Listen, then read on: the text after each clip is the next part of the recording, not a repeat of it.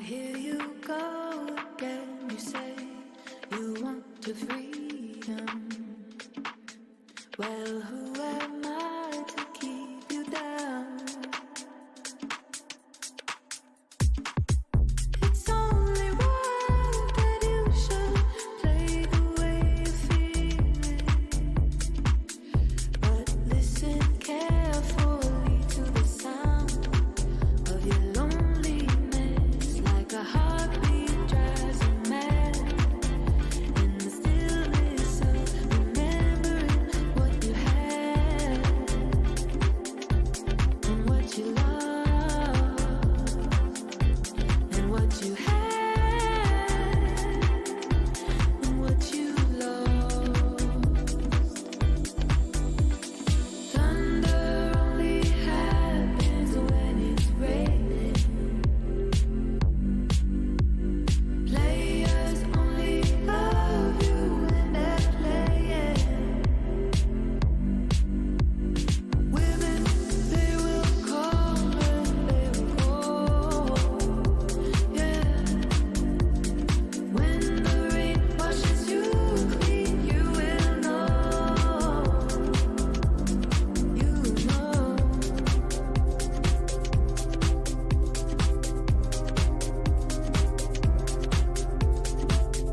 Now here I go again. I see the crystal vision. I keep my visions to myself. It's only me who wants to wrap around your dreams and have you any dreams you'd like to sell. Dreams of loneliness, like a heartbeat drives you mad. And the stillness of remembering what you had and what you lost and what you had and what you lost. Thunder only happens when it's raining. Players only love you when they're playing. Say women, they will come and they will go. Yeah. When the rain washes you clean, you will know. You will know.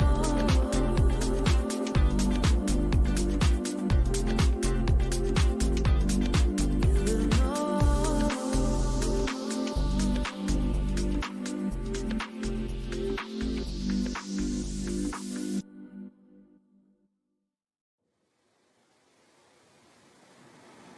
I'm on my 14 carats.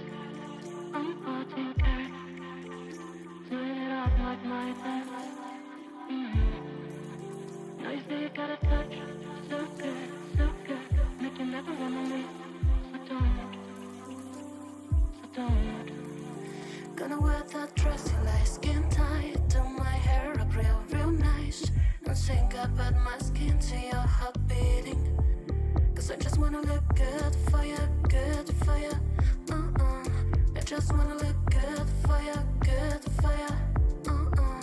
Let me show you how proud I am to be yours. Leave this dress a mess and the floor. Still look good for you, good for you. I'm a marquee diamonds.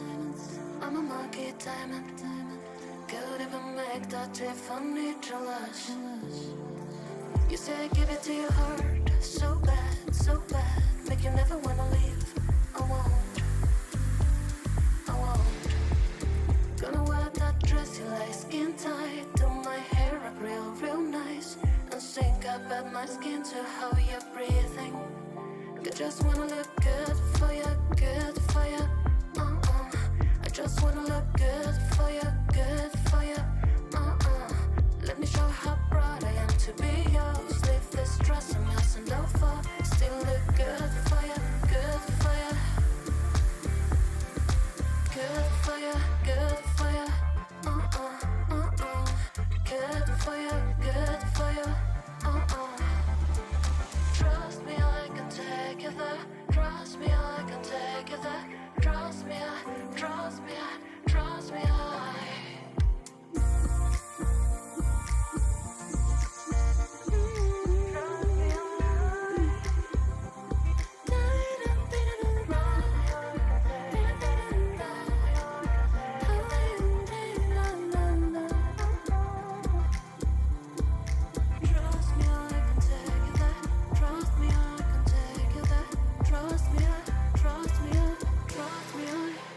Just wanna look good for you, good for you. Baby, let me be good to you, good to you. Let me show you how proud I am to be yours. Leave this stress and mess on the floor. Still look good for you, good for you. Trust me, I can take you there. Trust me, I can take you there. Trust me, trust me, trust me,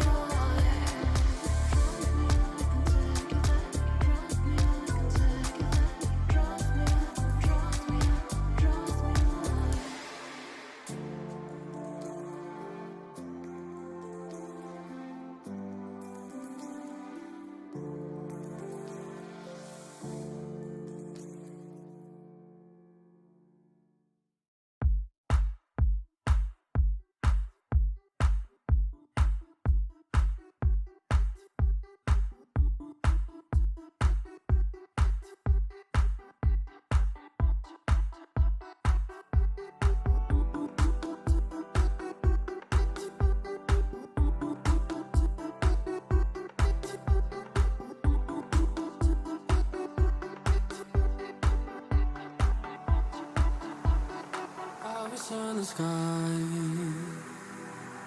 burning in your eyes. You look at me, baby, I wanna catch on fire. It's buried in my soul, like California gold. You found the light in me that I couldn't find. So when I'm all choked up, but I can't find the words. Every time we say goodbye, baby, it hurts. When the sun goes down and the band won't play, I'll always remember us this way. Lovers in the night, poets trying to write. We don't know how to rhyme, but then we try. But all I really know, you're where I wanna go. The part of me that's you will never die. So when I'm all choked up and I can't find the words, every time we say goodbye, baby, it hurts. When the sun goes down and the band won't play, I'll always remember us this way. Don't wanna be just a memory, baby.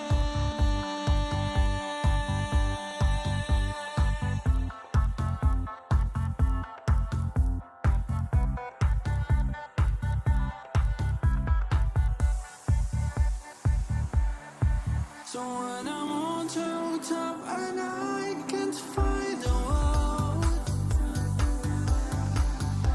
every time we say goodbye, baby, it hurts.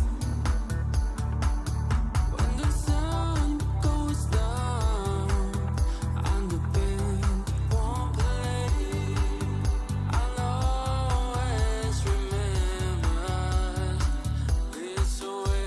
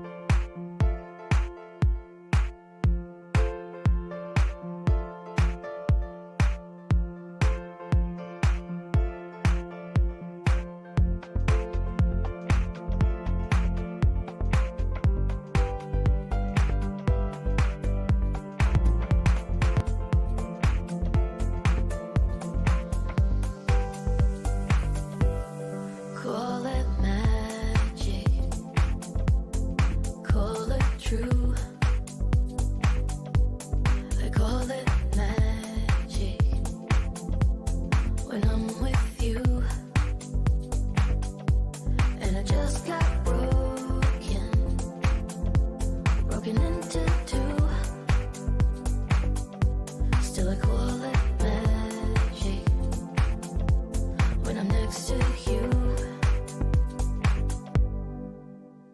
And I don't, and I don't, and I don't, and I don't.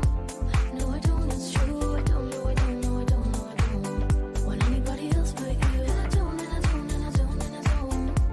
No, I don't, it's true. I don't know, I don't know, I don't know, I don't want anybody else but you.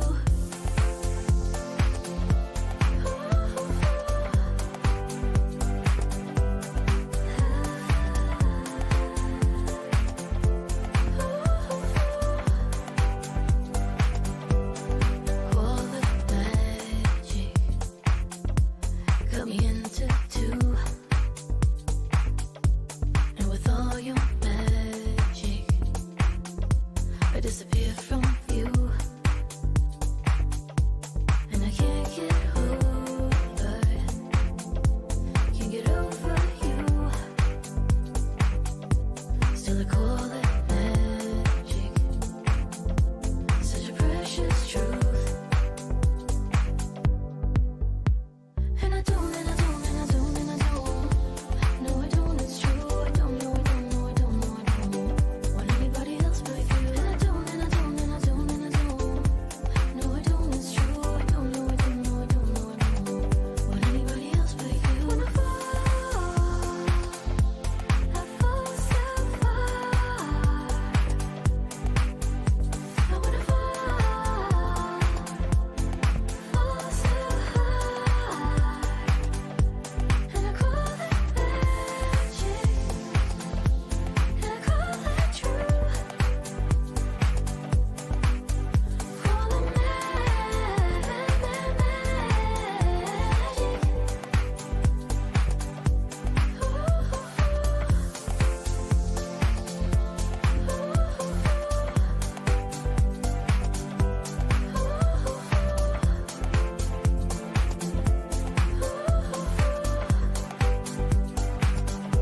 And if you were to ask me, after all that we've been through,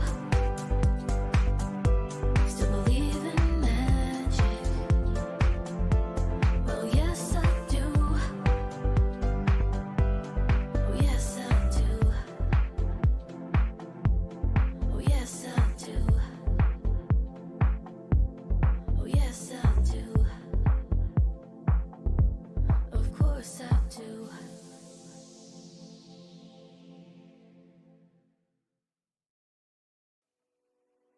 If you don't wanna see me, did a full 180, crazy, thinking about the way I was. Did the heartbreak change me? Maybe, but look at where I ended up. I'm all good already, so moved on, it's scary. I'm not where you left me at all. So, if you don't wanna see me dancing with somebody, if you wanna believe that anything could stop me, don't show up, don't come out, don't start caring about me now. Walk away, you know how. Don't start caring about me. Aren't you the guy who tried to hurt me with the word goodbye? Though it took some time to survive you, I'm better on the other side. I'm all good already, so moved on, it's scary. I'm not where you left me at all. So, if you don't wanna see me dancing with somebody, if you wanna believe that anything could stop me,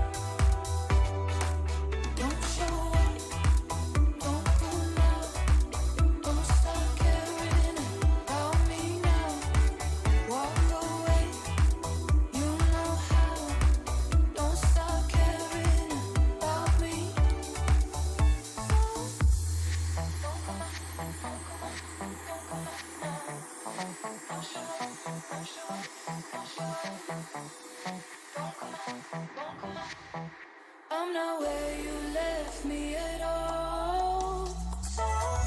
If you don't wanna see me dancing with somebody, if you wanna believe that anything could stop me, don't show up, don't come out, don't stop caring about me, walk away, you know how, don't stop caring about me now. So don't come out, don't come out, don't come out now. Don't show up, don't show up, don't show up. Walk away, walk away, walk away. Don't show up, don't show up.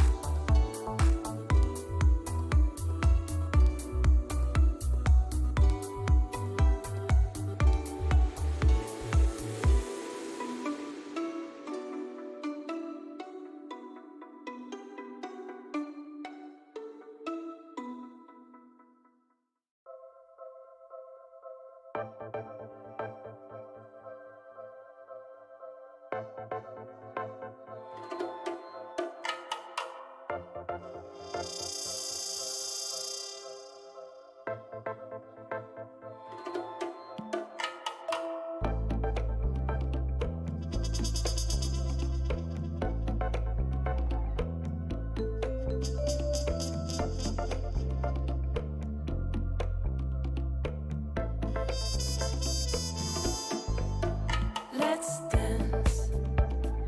Put on your red shoes and dance the blues. Let's dance to the sound they're playing on the radio. Let's sway. White collar lights up your face. Let's sway. Sway through the crowd to an empty space. If you say run, I'll run with you. If you say hide, we'll hide. Because my love for you will break my heart in two. Let's dance for fear your grace should fall. Let's dance for fear tonight is all. Let's sway. You could look into my eyes. Let's sway under the moonlight, the serious moonlight. If you say run, I run with you. If you say hide, we'll hide. Because my love for you will break my heart in two. If you should fall into my arms and tremble like a flower,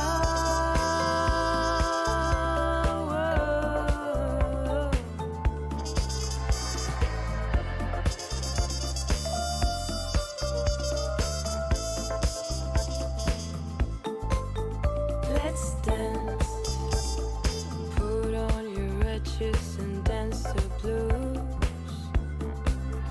Let's dance to the song they're playing on the radio. Let's sway. You could look into my eyes.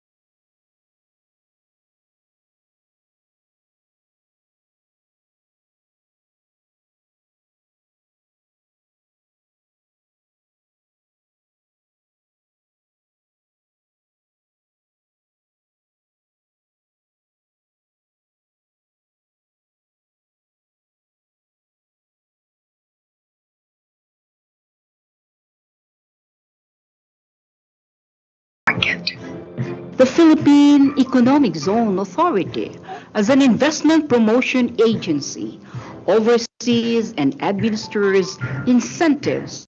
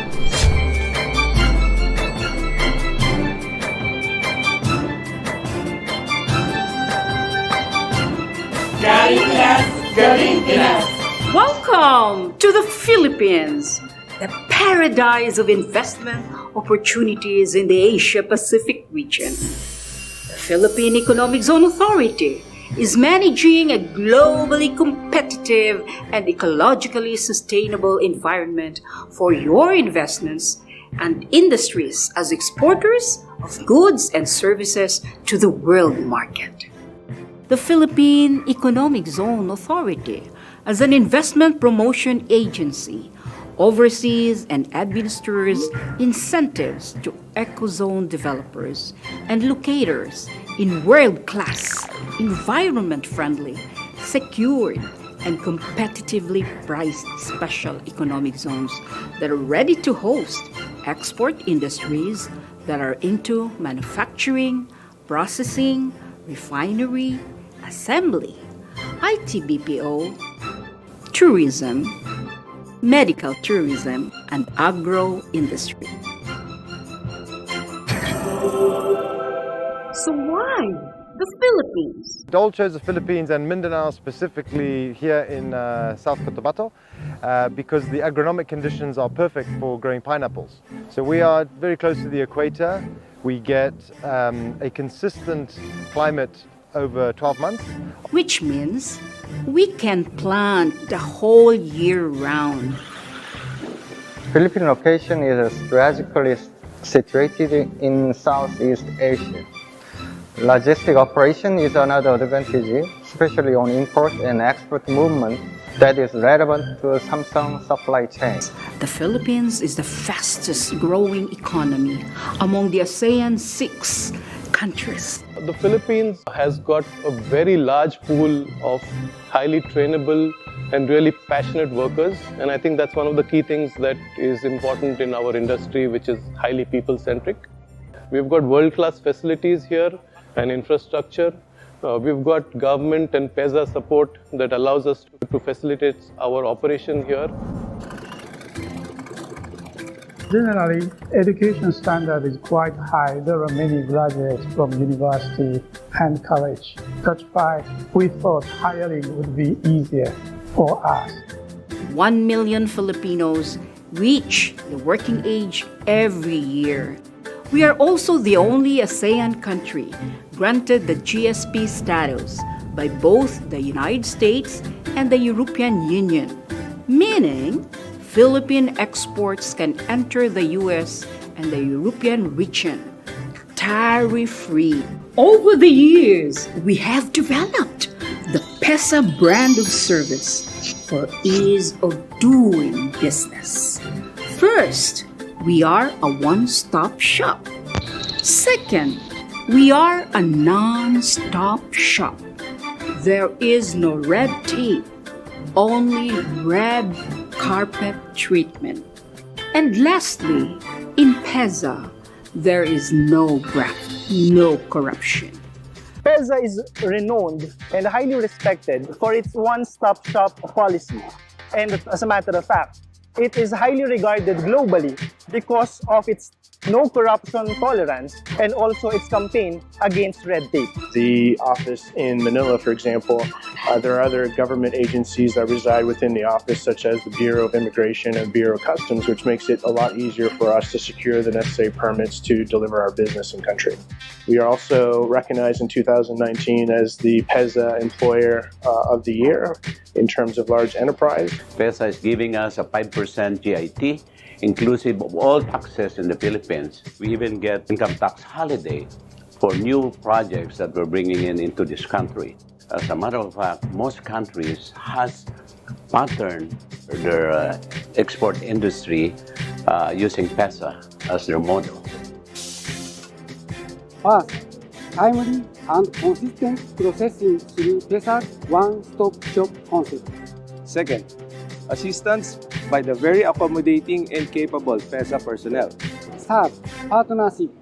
We are in good company with PEZA. PEZA was also the only economic zone agency cited by the IFC World Bank for best practice among economic zones worldwide. We've been able to expand our portfolio in terms of technologies and also markets. We are now supplying to North America, to Europe, Asia. Effectively, we're very much a worldwide company now as a result of the ease of doing business. Here in the Philippines, you are very culturally affiliated to North America, and that's something that our North American customers love a lot, which is why they choose to come here by the droves. Philippines has grown and is one of the largest, in fact the largest center for voice outsourcing across the globe. The 40 years of operation of Texas Instruments in the Philippines is already more than enough manifestation of how we greatly appreciate and value the services of the Philippine Economic Zone Authority. So if I have my way, I would say that we have to expand PEZA and even convert the whole country into a PEZA zone to improve the competitiveness of this country, provide more jobs for our people. Experience the best of the Philippines, the best place to invest in. Galing Pinas, Galing Pinas.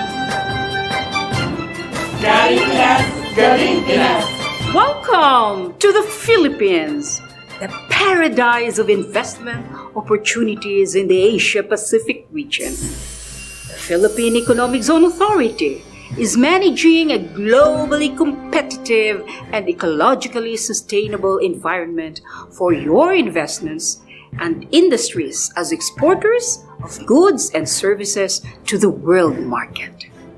The Philippine Economic Zone Authority, as an investment promotion agency, oversees and administers incentives to ecozone developers and locators in world-class, environment-friendly, secured, and competitively priced special economic zones that are ready to host export industries that are into manufacturing, processing, refinery, assembly, IT BPO, tourism, medical tourism, and agro-industry. So why the Philippines? Dole chose the Philippines and Mindanao specifically here in South Cotabato because the agronomic conditions are perfect for growing pineapples. So we are very close to the equator. We get a consistent climate over 12 months. Which means we can plant the whole year round. Philippine location is strategically situated in Southeast Asia. Logistic operation is another advantage, especially on import and export movement that is relevant to Samsung supply chain. The Philippines is the fastest growing economy among the ASEAN 6 countries. The Philippines has got a very large pool of highly trainable and really passionate workers, and I think that's one of the key things that is important in our industry, which is highly people-centric. We've got world-class facilities here and infrastructure. We've got government and PEZA support that allows us to facilitate our operation here. Generally, education standard is quite high. There are many graduates from university and college. That's why we thought hiring would be easier for us. 1 million Filipinos reach the working age every year. We are also the only ASEAN country granted the GSP status by both the United States and the European Union, meaning Philippine exports can enter the US and the European region tariff-free. Over the years, we have developed the PEZA brand of service for ease of doing business. First, we are a one-stop shop. Second, we are a non-stop shop. There is no red tape, only red carpet treatment. And lastly, in PEZA, there is no graft, no corruption. PEZA is renowned and highly respected for its one-stop shop policy. And as a matter of fact, it is highly regarded globally because of its no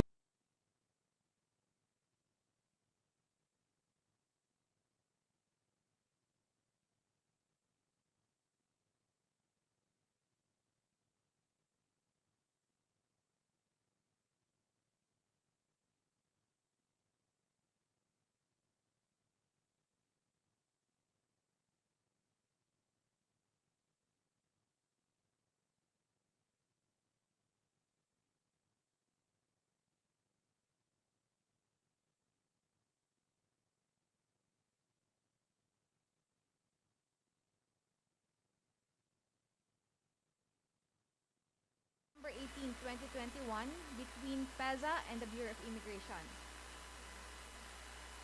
To officially start our program, may I please call on Ms. Janine Morada to lead us for the opening prayer.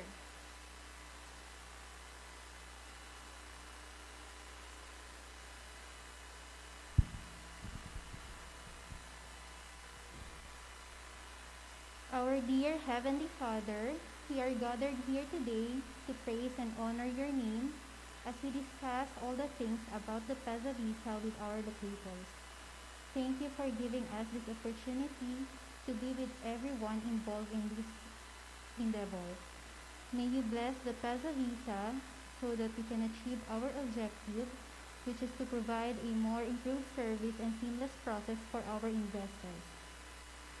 Lord, we ask for wisdom and discernment during the discussion. Help us keep an open mind and that may we approach each other with kindness, humility, and respect for one another. Lord, we pray that the outcome of this discussion be meaningful, fruitful, and successful, and that through all this, your name be glorified. We offer to you all this in the name of our Savior Jesus Christ. Amen. Thank you, Janine. Before we proceed, first, let me acknowledge all our participants for today's event. From the side of PEZA, we have with us this morning Deputy Director General for Policy and Planning, Mr. Tereso Opanga. Good morning, sir. As one of our resource speakers also, we have the head of our Legal Affairs Group, Group Manager Attorney Jenny June Romero. And joining her is the Division Chief of our Foreign Nationals Unit, Ms. Felicidad Sayo, together with her team. Also attending online are other PEZA Management Committee members, zone administrators, and zone managers. While representing our partner, the Bureau of Immigration, we have here today as one of our resource speakers, BI PEZA Satellite Office Head, Mr. Richard Gonzalez, together with his team members. We also acknowledge all of our online participants. We have representatives from industry associations, chambers of commerce and industry, and of course, our valued locator companies. Good morning, everyone. Now, to start off, let us all welcome PEZA Deputy Director General for Policy and Planning, Mr. Tereso O. Panga, for some opening remarks.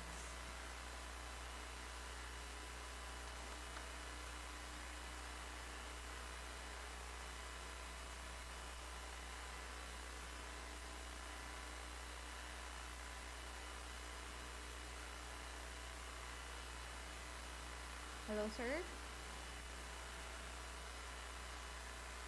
Hello? Yes, we can hear you, sir. Good morning. Yeah, magandang, I hear an echo. Yeah, magandang umaga po sa ating lahat. I can see that we have more than 500 participants in this forum. I'm sure everyone is excited about our new PEZA Visa facility. And so with that, I'd like to welcome all our valued locators and other participants in this EcoZone Stakeholders Consultative meeting on the new PEZA visa. You must have read in the papers that PEZA signed already its MOA with the Bureau of Immigration that will now authorize PEZA to issue working visas to EcoZone foreign investors and non-resident alien employees of our EcoZone locators, including their dependents. You see, this is something that we have been trying to achieve for the last 2 decades. And so finally, under the able leadership of DG Plaza and towards the end of the Duterte administration, we will leave behind this legacy as we implement our new PEZA visa. And for this key reform, we are most grateful to our valued partner agency, the Bureau of Immigration.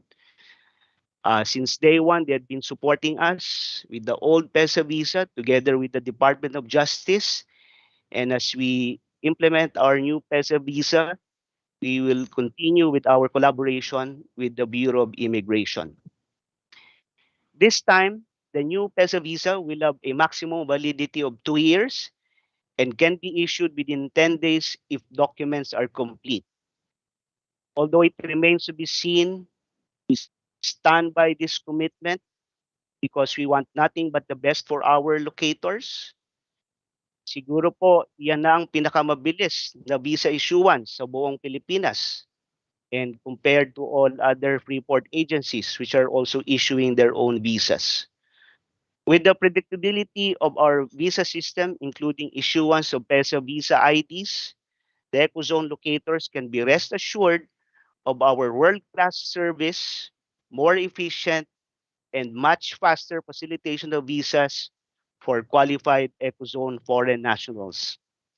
Overall, this milestone achievement will surely enhance of doing business and the attractiveness of our ecozones, which will allow us to attract more investors and provide support in reviving our economy to hasten our recovery from the pandemic.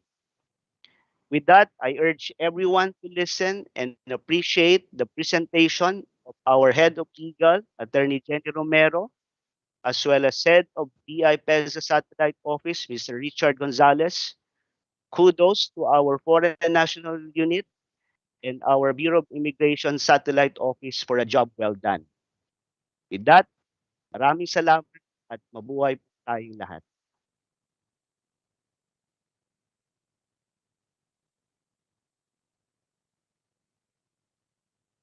Now we will move on to PEZA's presentation on the new PEZA visa. We will hear from the head of our legal affairs group, Attorney Jenny Jun Romero.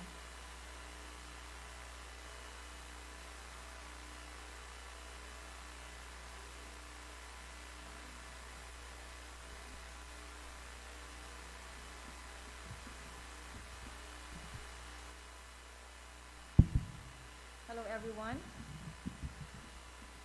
It's okay. Okay, everybody can hear me.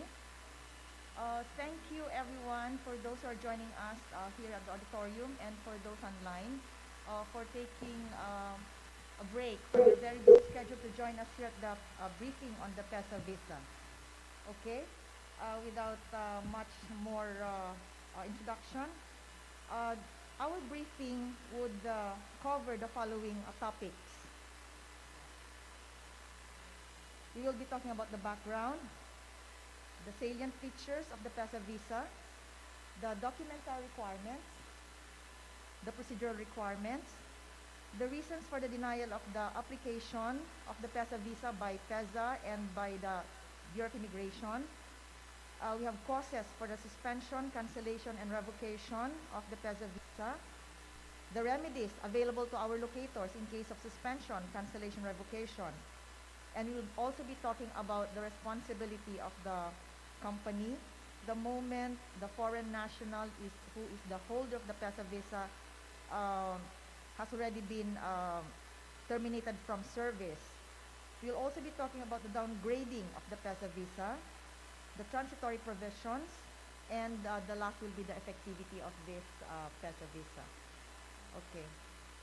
For the background, as already discussed with you by our DDG for Policy and Planning, for the last 2 decades, we have been using the 47A2 visa of the DOJ, but it is only now that PEZA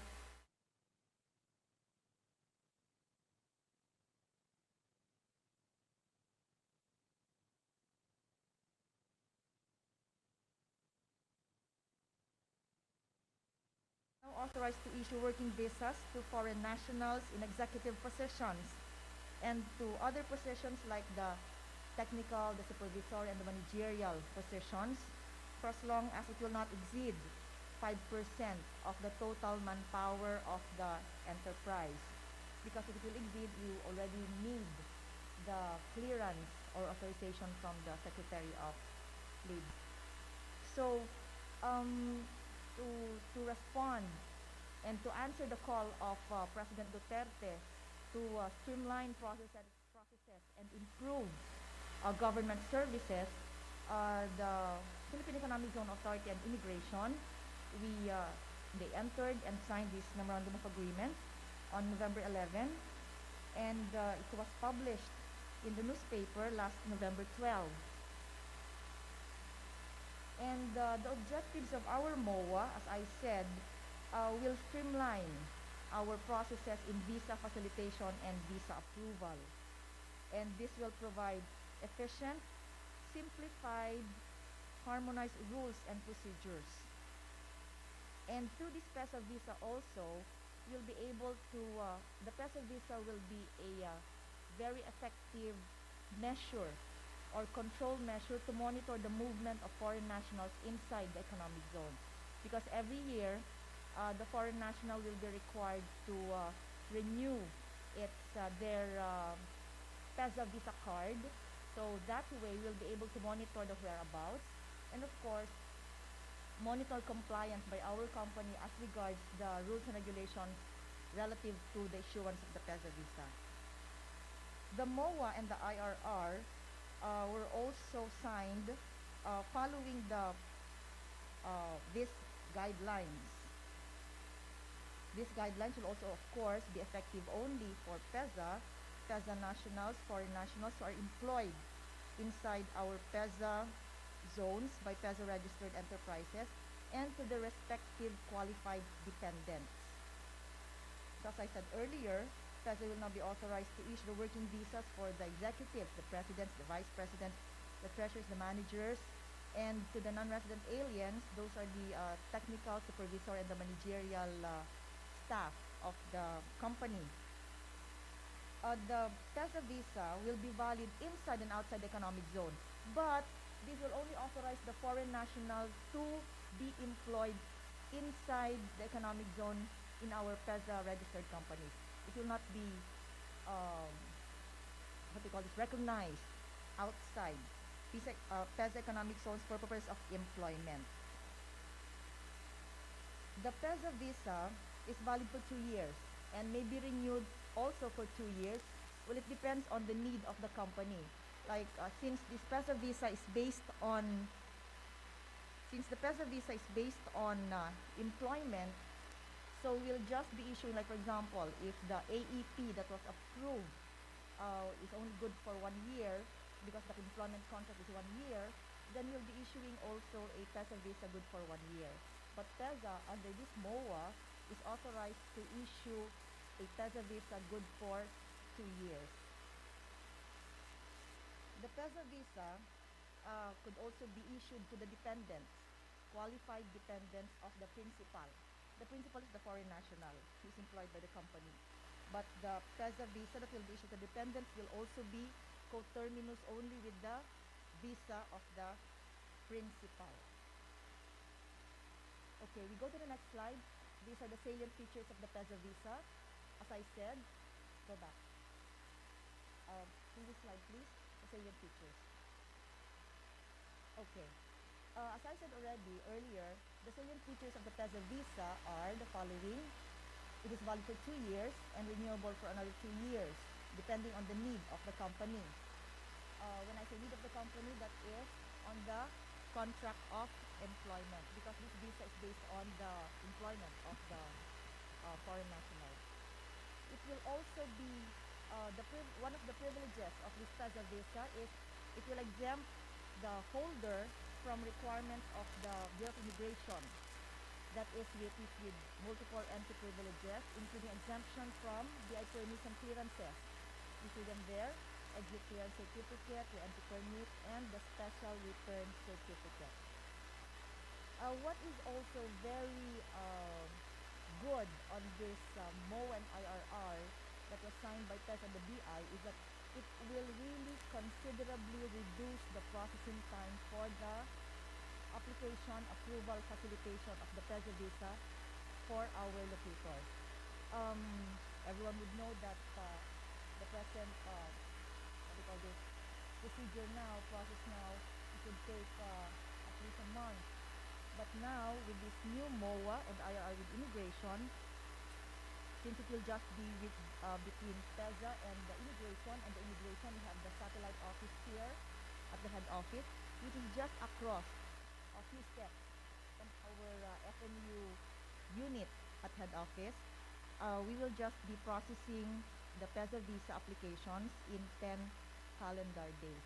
But of course, be forewarned that the 10 calendar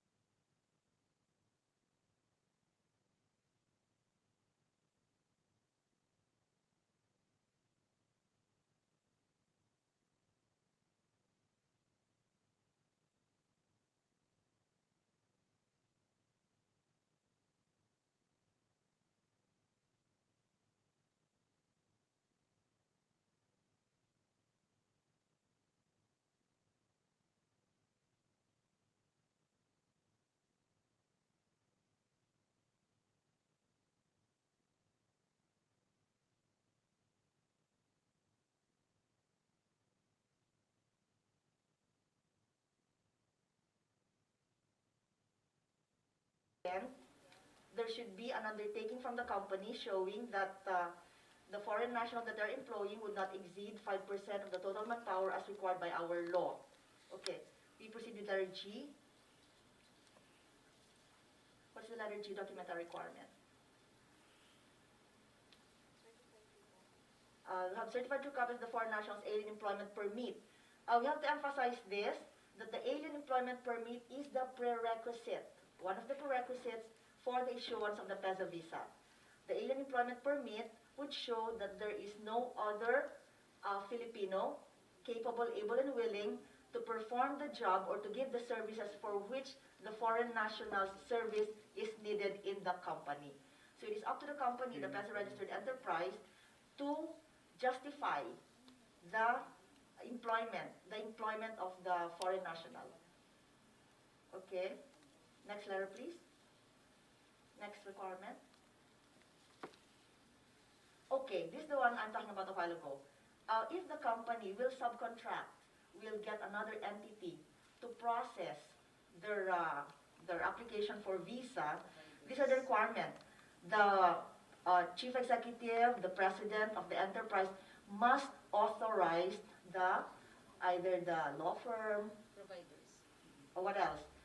The law firm, whoever will be, like for example, an individual, they must be authorized by the company. SPA. Yes, an SPA is needed for that. Then we have the comprehensive biodata, the resume, and then an understudy program. And then the last will be the organizational chart of the enterprise. Is that the last documentary requirement? Okay, we still have letter M and letter N. The payment, and then the zone administrator or the zone manager's letter endorsement to the Director General of this application of the company. Okay, so those are the documentary requirements for the application of the PEZA visa for the principal, that is the one who will be employed by the company. There are additional documentary requirements for application of it should not be foreign national this time, it's for the dependent of the foreign national. This will be the additional requirements. Letter A, notarized application, the photocopy of the passport. Letter C, we have the birth certificate, the marriage certificate with English translation. That is very important. When we were discussing about this, it was really emphasized by immigration that for those documents that are not in English, it is in another language, it is best already that before you're going to submit, there has to be English translation so that it will not be returned to you again, and other days, this will cause delay actually. Letter D is the notarized affidavit of support, guarantee. Other documents? Okay, no more. So those are the documentary requirements. Don't you worry, because you will be given copies of all these requirements.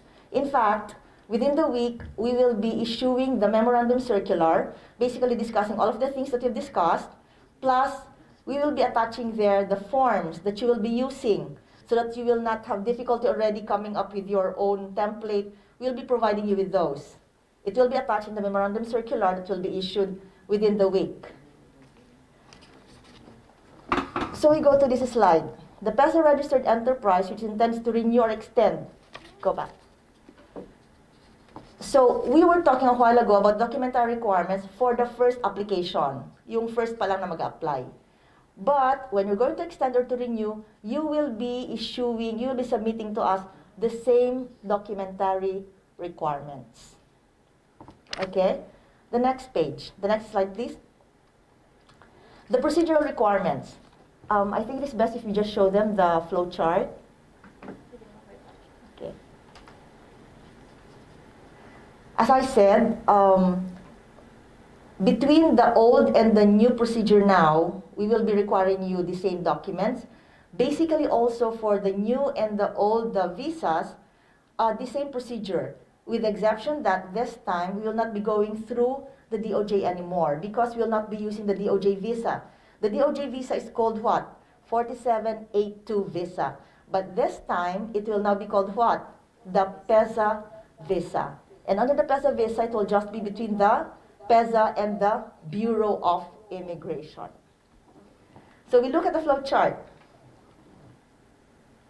Okay, so what we're doing now, which is basically the same what we're going to do now under the new PEZA visa, with the list of requirements that we have shown you, the locator will now complete all those. Complete all those. And then where to submit?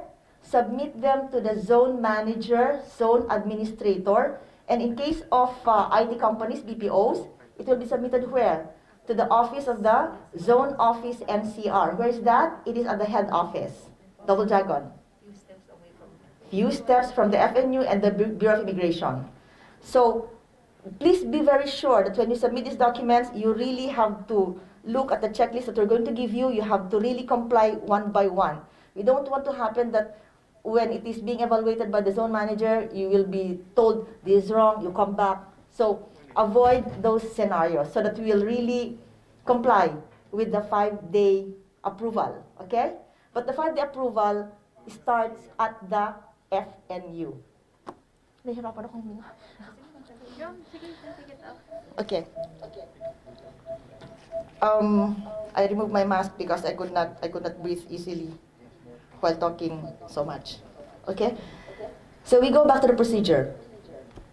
So from the zone manager, when the zone manager, the zone administrator, or the zone office enterprise manager receives your folder, they will be pre-evaluating. So in a sense, they will be the one pre-clearing everything. So once they see that everything is cleared, everything is complete, they will issue this endorsement. They will be endorsing your folder to the DG. So after that, the enterprise will be getting the folder. He will be, or she, the carrier, will be bringing it to the FNU. The moment it is brought to FNU, the FNU will now again check if it was done properly. Oh, I forgot, I'm sorry.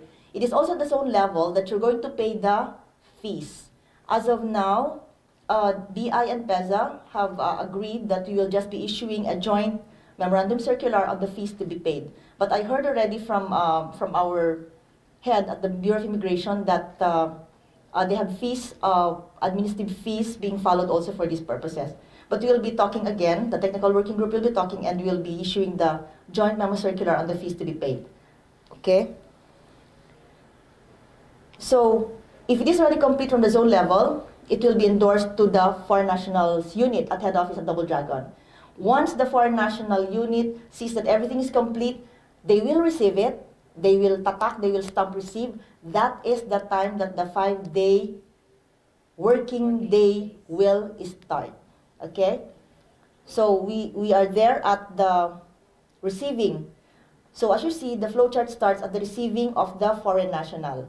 So once they see that it's okay, they will be evaluating it so that within the 5 working days, they have to evaluate and they have to determine whether or not the foreign national is entitled or not for the issuance of the PEZA visa.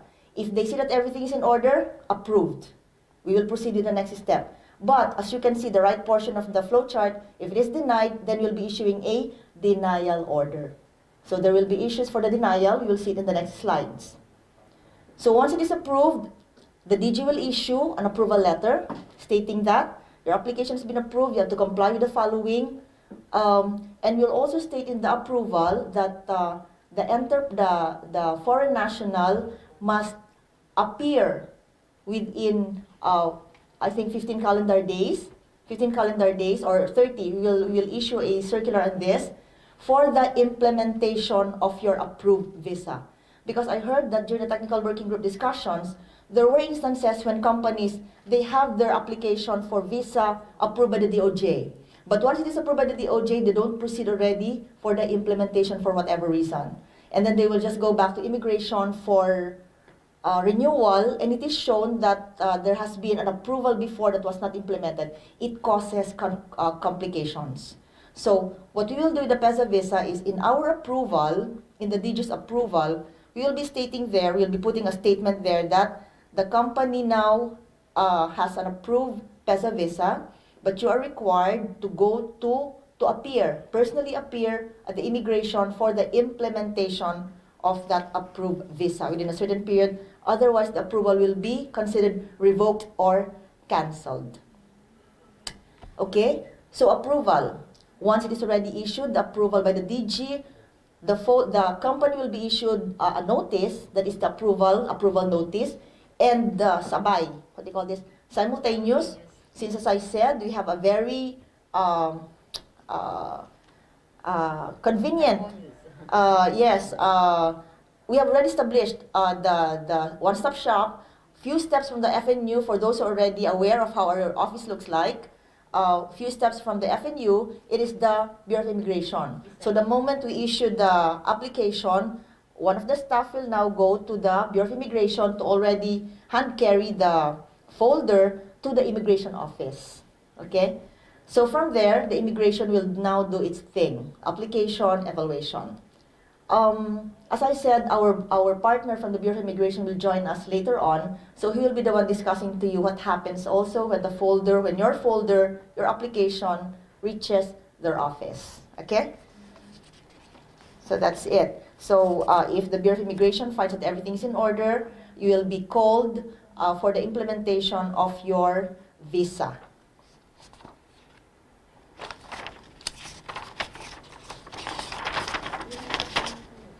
Procedural requirements. Okay. For lack of time, we will not be. We have not procured yet the necessary what do you call this, the equipment for the implementation. We, under our presentation, you'll be seeing there how the sticker or how the visa approval implementation looks like. But this will be done probably in the next few months because you wanted already to implement this. But this time you'll be using the wet stamp of the immigration in the meantime. But rest assured that in the next few days, we will be coming up with the sticker. And during the presentation, you'll be hearing that PEZA also has this big project of automating our PEZA facilitation, PEZA application, and approval. So probably within the year, we are going to start the procurement of this automation for our FNU processes.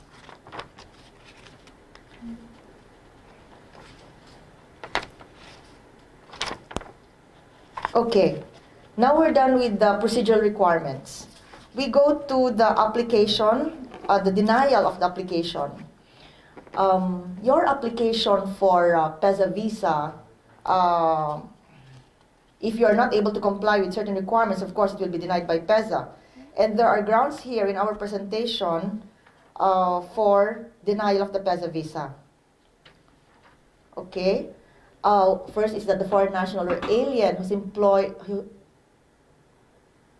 whose locator has a pending administrative or criminal case with regular courts. That is usual in all other agencies. If you have a pending case, that may be a ground for a denial of certain requests or applications. That is true also for PEZA visas.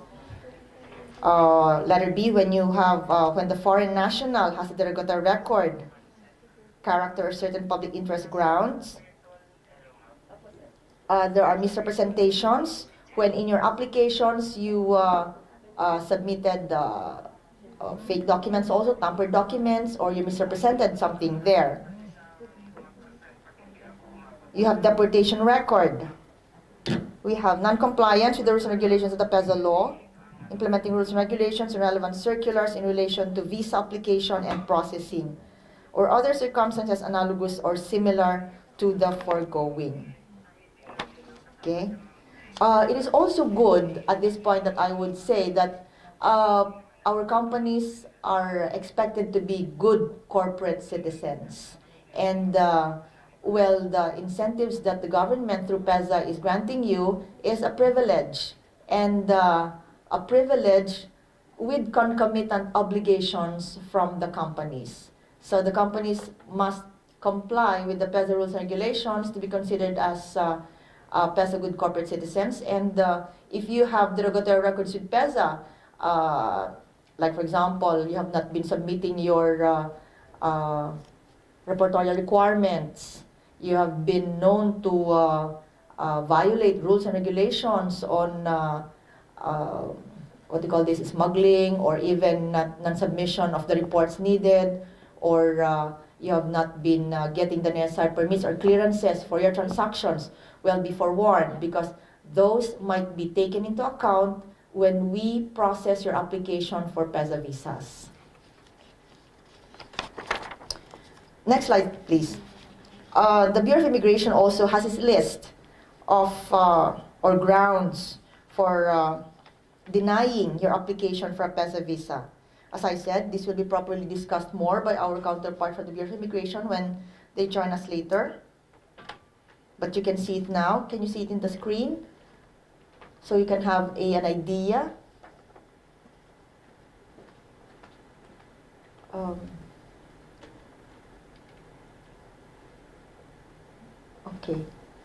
Okay.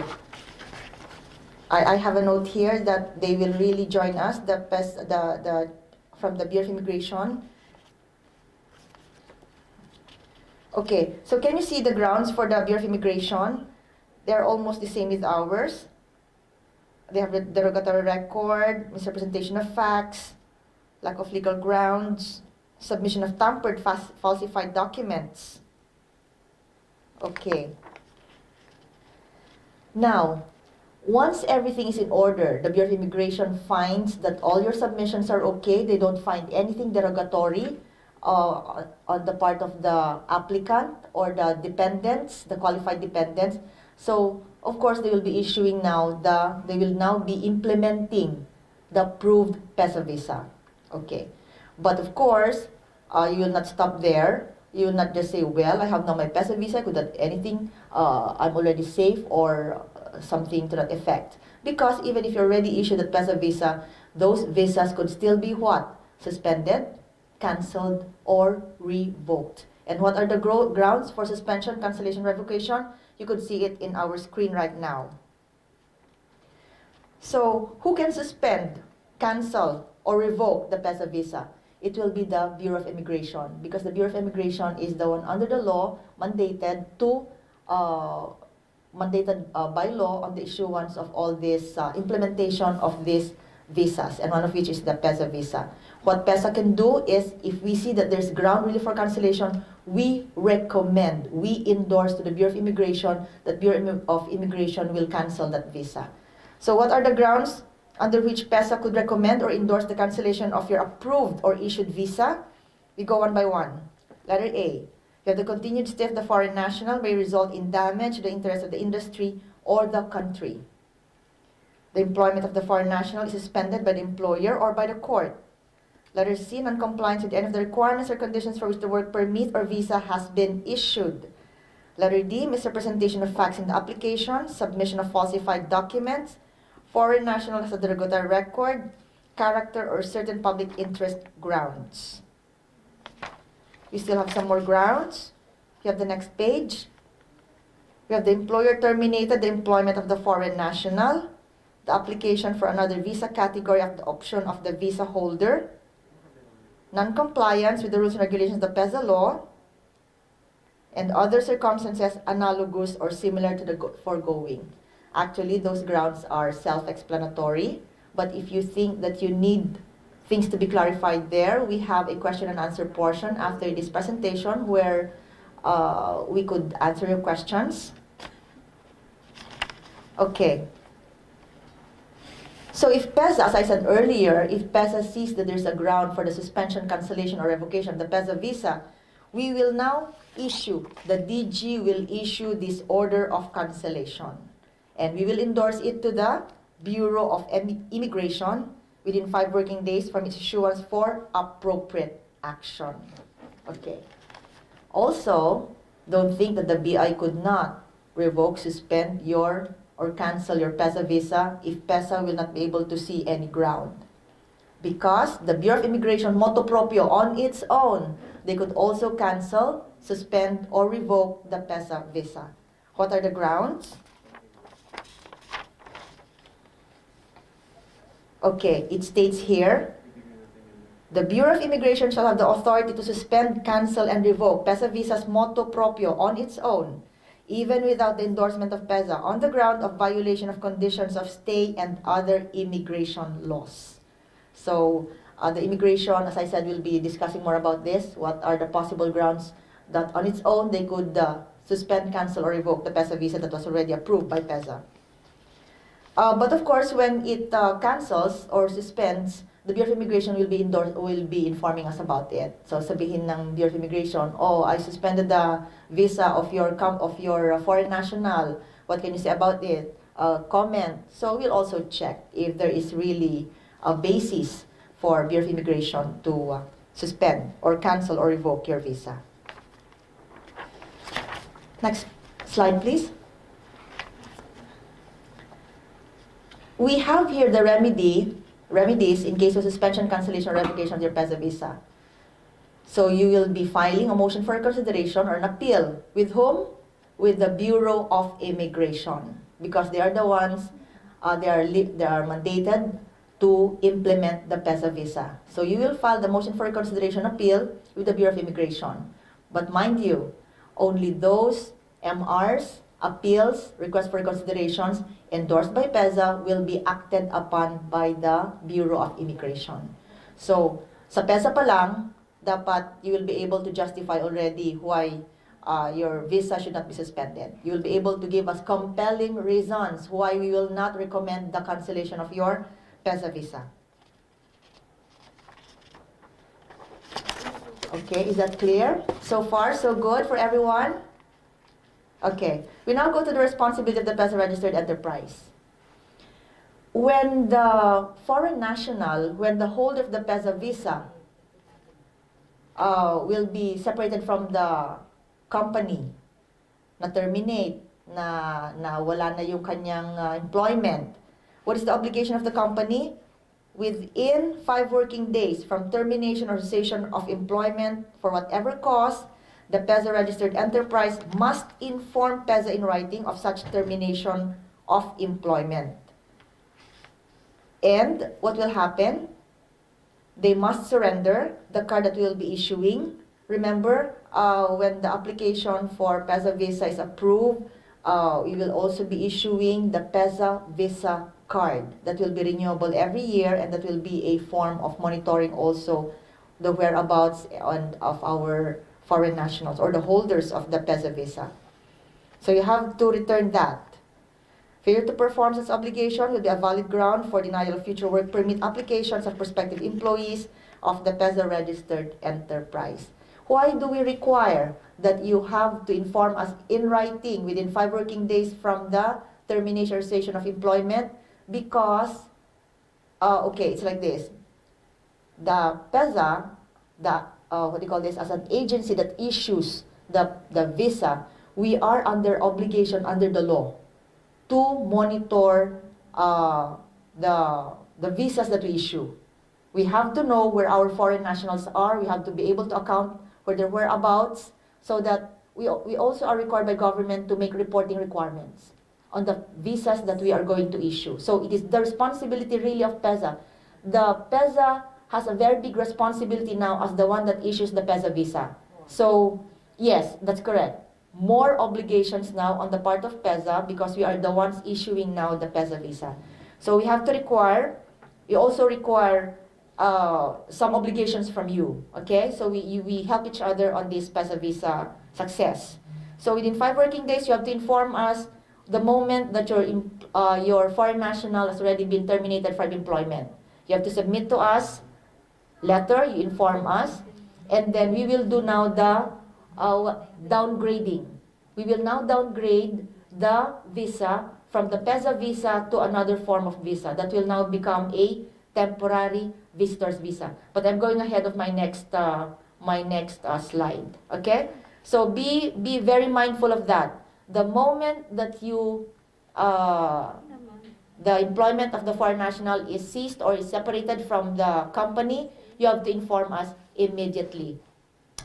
And for those companies, we warn you, please comply with this, because the moment that we see that you're not complying with this, the next application for a PEZA visa might be affected. Remember, we want our companies to be good, very good corporate citizens. The issuance of a PEZA visa is one of the incentives being granted to our companies. So there are obligations that you must really comply also. Okay, so we go to downgrading. Downgrading of the PEZA visa. As I said earlier, if the foreign national is already separated from the employment, you have to inform us because the next step will now be downgrading. So downgrading of the PEZA visa. A letter requesting the downgrading of the PEZA visa must be addressed to whom? To the Commissioner of Immigration. Okay? And then copy furnished, PEZA on that letter. And then you will state there the reasons for downgrading or the reasons for termination or cessation from the employment, which will now be the reason for the downgrading. It may be what? Resignation of the PEZA visa holder, termination of employment, late filing of extension, non-renewal of the PEZA visa, or dissolution of the company. The downgrading application shall be accompanied by an order of cancellation. The order of cancellation will be issued by PEZA and shall be filed at the BI PEZA. It will be processed at Immigration Regulation Division, that is at the main office of the Bureau of Immigration, for final appropriate action by the Commissioner. As I said earlier, once the PEZA visa is now downgraded, it will now be downgraded to a TVV, the Temporary Visitor's Visa. And the foreign national is allowed to remain in the Philippines as a tourist for a period of how many days? 59 days. Those 59 days will enable you to finish all your businesses here in the Philippines. Okay? Which will commence from the date of expiration of the PEZA visa or the cessation of employment. This will allow the applicant to wind up his business affairs without having a need to secure further work authorization. Okay, next slide. A foreign national with downgraded PEZA visa must exit the country within the period prescribed in the downgrading order. Failure to comply with the order to leave shall commence the deportation proceedings against the foreign national. Under meritorious cases, however, the foreign national shall be allowed to extend his or her 59-day tourist visa, but subject to all restrictions imposed on ordinary tourist visa holders.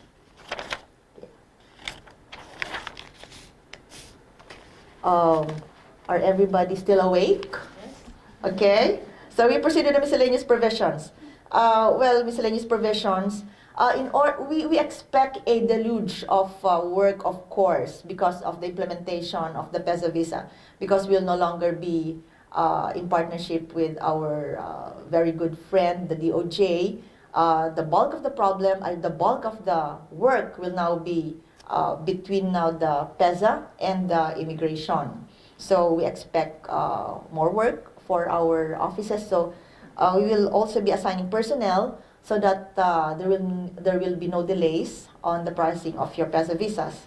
And as I said earlier, we are pleased to inform everyone that there's a very big project also under the stewardship of our Director General Ching Plaza to automate this PEZA visa process, application, processing, and approval. So we expect more good things to come and more simplified and more, shorter. Convenience. Yes, convenient and shorter processing time. There will also be, we expect also joint inspections from our joint inspection, PEZA and immigration, to check compliance by these companies as regards the PEZA visa issued to your foreign nationals. So we may be requiring you to submit certain documents. And as I said, we have this process where we'll be issuing the PEZA visa card, and that PEZA visa card will be renewable every year. And this will be a very effective monitoring scheme, very effective monitoring process. So that we will know, we will be able to account how many foreign nationals are already issued the PEZA visa in a year, for example, and we will know where are these foreign nationals, if they are still employed in one company or they're already transferred to another company or already left the country. Okay? We go to the transitory provisions. Next slide, please. These transitory provisions, I know, will be very important to all of you because we will be transitioning from the 47A2 visa to the PEZA visa. Okay? So number one, disposition of pending 4782 visa applications. All applications pending before the DOJ on the date of effectivity of this MOA and its IRR shall be transferred to and processed by the PEZA FNU. Okay. As we speak, there are applications for 4782 visa that are already pending with the DOJ. So, ilan ang mga nandoon na Miss OIC Feli natin? Marami? Siguro mga nasa 4 to 500 na lang. Okay, mga 4 to 500 na mga applications. So, based on this, as of today, so based on these provisions, all applications pending, the DOJ, they will just transfer it to PEZA FNU so that we'll now be issuing now the PEZA visa. Okay. Number 2, adjustment of immigration status. All valid and existing 4782 visas upon the effectivity of this MOA and its IRR shall remain valid, provided that holders of valid 4782 visa who wish to maintain their special non-immigrant status must convert their 4782 to PEZA visa without need for downgrading. The application for conversion shall be filed before the expiration of the PEZA visa of the 4782 visa. Failure to convert within the said periods shall require the foreign national to downgrade his or her visa to temporary visitor's visa in accordance with existing rules on downgrading. Masyadong mahaba. Pero this is how I see it. This is how we're going to do it. We have foreign nationals now who have valid and existing 4782 visas, right? Okay. Don't you worry. Those are still recognized for as long as they have not expired. Okay? Your existing 4782 visa will be recognized. They will remain valid. Okay? You will just transition to the PEZA visa without need for downgrading. Okay? So what is important? What is important under number 2? You must not allow that 4782 visa to expire. You must already file your application prior to expiry of that 4782 visa. Okay? So what is our rule now? You have to submit that application for renewal extension 1 month prior to expiry. Prior to expiry. What will happen if you will not file that renewal extension and you allow your 4782 visa to expire? You will now be covered by number 3 provision, where there will be downgrading. So, madadowngrade yung inyong 4782 visa to a temporary visitor's visa. But this time, because we are in a transition period from 4782 visa to PEZA visa, there will not be an order to leave that will be given to you. But the order to leave will not be issued for as long as the applicant undertakes to secure a PEZA visa, and you will still maintain your employment with the PEZA registered company. Okay. So is that clear for everybody? Again, your existing and valid 4782 visa, there is no problem because that will still be recognized. That will still remain valid. You will just transition from the 4782 visa to the PEZA visa. What is it that is required so that there will be no downgrading? You have to apply for extension or renewal prior to the expiry of the 4782 visa. Do not allow the 4782 visa to expire. Unless, of course, hindi ka na kailangan. The foreign national is no longer needed. The services of the foreign national will no longer be needed by the company, and his or her services will already be terminated. In which case, you have no other recourse really but to have it downgraded for you to leave the country already. Okay. And what happens also when much as you want to renew it or extend it prior to the expiry of the 4782, but for some reason, we have meritorious reasons or justified reasons that nakaligtaan, you forgot, or hindi lang forget na ordinary, but really there were compelling reasons. There were meritorious reasons. It was not renewed, it was not what do you call this, extended prior to expiry, number 3 will apply. You will be, the visa will be downgraded, but what's good, as I said earlier, there will be no order to leave. For as long as you will undertake still to apply for the PEZA visa, and you will maintain your employment with the petitioning PEZA company, the PEZA registered. You will still continue to be employed by the PEZA enterprise. Okay? So we go to the last part of our slide, which is the effectivity. As I said, the MOA and the IRR was signed last November 10. It was 10 or 11. It was published November 12. 11. So under that, under our MOA and IRR, they will be effective 15 days following the publication once in the newspaper for general circulation. It was published in the Philippine Star last November 12. So you count 15 days, 27. So it is already, it will be, what are we today? 22.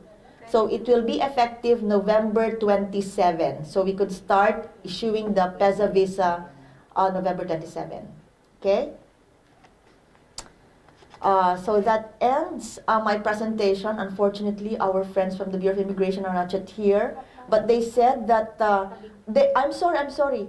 They are joining us online. Okay? Who will be joining us online from the Bureau of Immigration? Jenny? Oh, Jenny rin. Ang pangalan? Yes, Jen Ellie. Beautiful also. Is she here on board already, Jen? Nawala lang. Okay. Jen from our office, satellite office at the Bureau of Immigration, BI PEZA, will be joining us. They're just contacting her. I think we have problems in the link connectivity. Be ready with your questions, ladies and gentlemen. We'll be ready to answer them for clarification.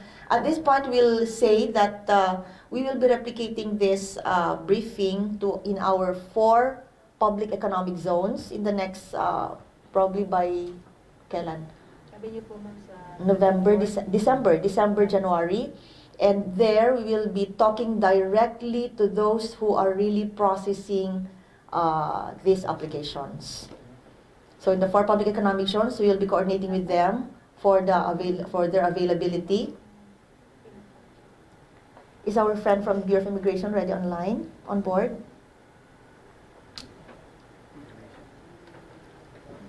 Is our chat box ready already? We've got lots of questions? We already got a lot of questions, ma'am. Already ka, Feli? Okay, but now that we're done with the presentation of the provisions of the Bureau of Immigration will still be presenting. We are just waiting for them to come on board. Okay. So reserve your questions. What time is it now? We still have enough time. Okay. Okay. BI, Bureau of Immigration, are you online already? Are you on board? Nothing. Okay, this is a good time for you guys to have the break you need, water break. Yes, okay, water let's break. have 5 minutes. Okay, water break. Of While we water wait break. for our friends at the Bureau of Bio Immigration. Pwede. Bibigyan na lang kayo dyan. Iihi ako. Ay, ihi ka lang ito. Sige, sige. Kabila mo. Sulak.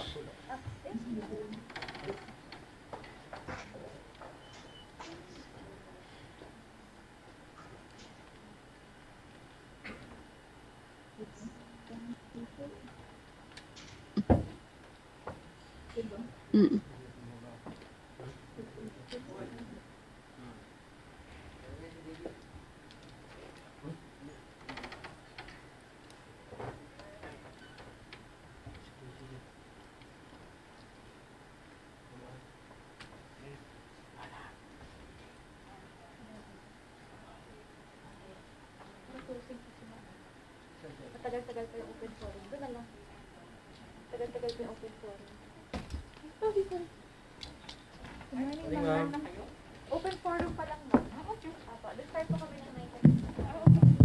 You can, I'll go later after the open. I-off muna and then con muna. Okay. You look nice, ma'am. Ow, very sharp. Wow. Ma'am, we are on a 5-minute break. We are waiting for our friends from the immigration to join us because the presentation already finished with PEZA. The immigration naman po, but I think there's a connectivity. And then question and answer po. Ma'am, may I? This is really the correct ano. Good morning, ma'am. Ma'am, congratulations. It's really, I wish I could embrace you and really, ma'am, congratulations po. Really, really. Ma'am, ano po, enlisted personnel ako, BDU po.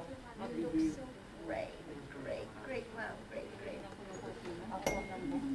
Kasi we would have wanted you, ma'am, to the opening remarks, but it is very early, so ang ano lang po, ma'am, is message. No, not closing. I don't want to call it closing. Message, inspirational message from the video po. Opo, nag-online po siya kanina.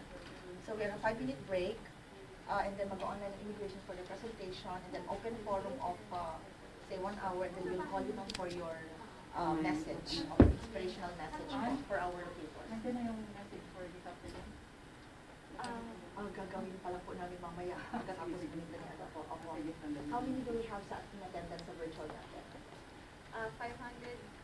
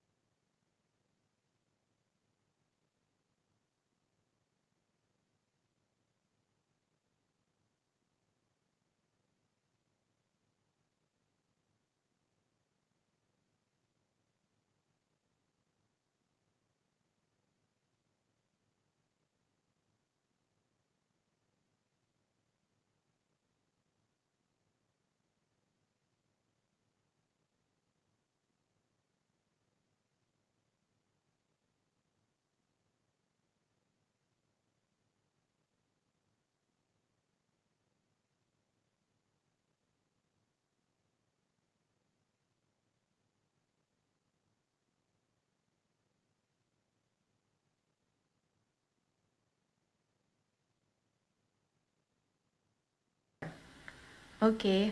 Next question. Is the PEZA visa the replacement of the normal 47A2 visa? Yes. Okay. Next question. Is personal appearance only at PEZA BI office? How about for applicants coming from Visayas and Mindanao? Will there be arrangement for them to appear in local BI office instead? Okay. Since that's a BI concern, that's a Bureau of Immigration concern, we'll know from them when they are here. But as I said, they will try to catch up.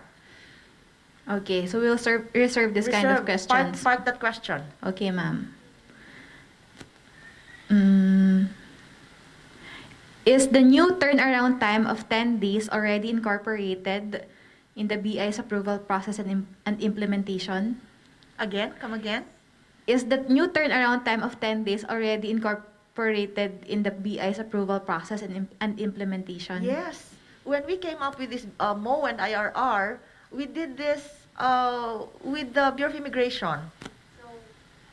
This is really it. Five calendar days for PEZA to process, 5 calendar days also for immigration to process. But as I said, the 5 calendar days also largely depend on the cooperation and compliance of the company. Kasi if you'll be coming to us, to FNU, and you'll be submitting incomplete documents, or there will be issues that you will see there, and you will be required to come back and correct those issues, correct those papers, of course, the 5 working days will not be met. So, I hope that, okay, we will also be coming up with a meeting with our zone managers for who will be initially accepting your applications, so that those procedural lapses, documentary requirements, problems will be already threshed out at the level of the zone. We will be coming up with that meeting also. And actually last night, we are already discussing with immigration on this matter. And one of the issues or concerns raised was these 5 calendar days.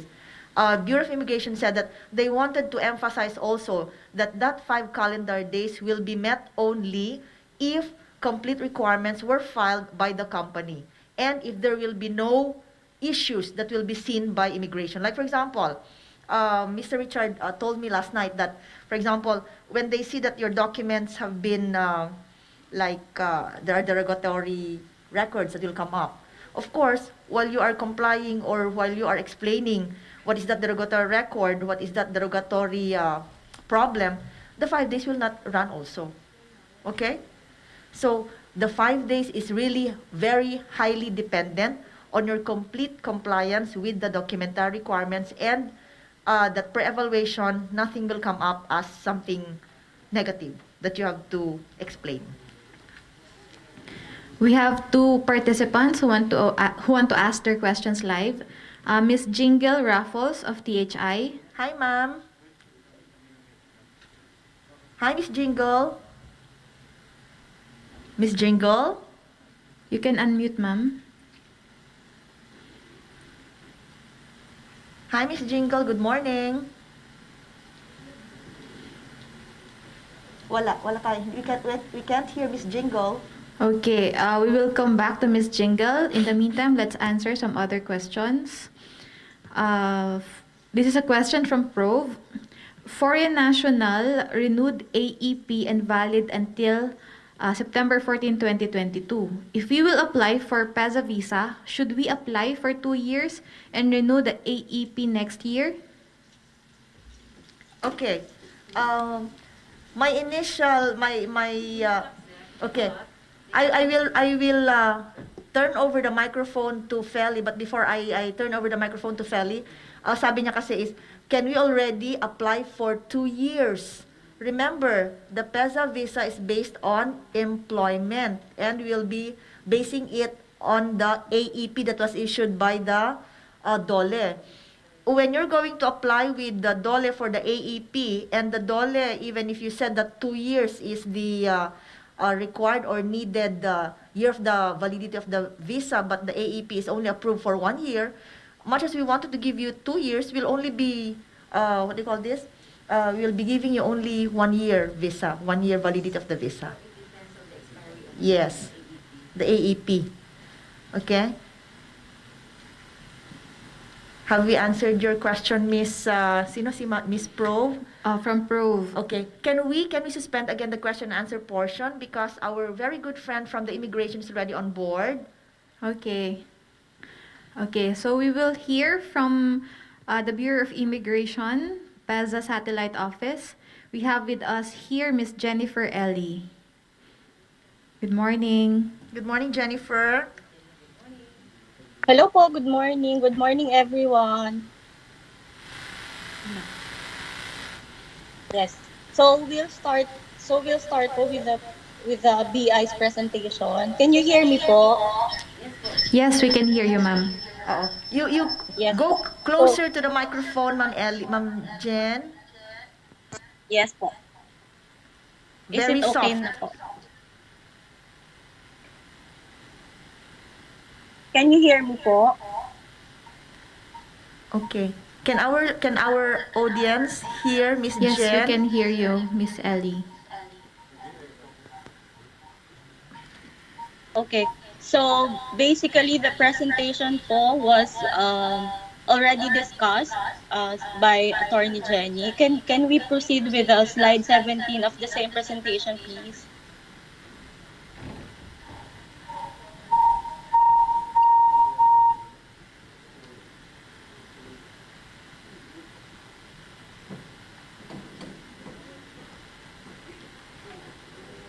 Slide 17. Thank you.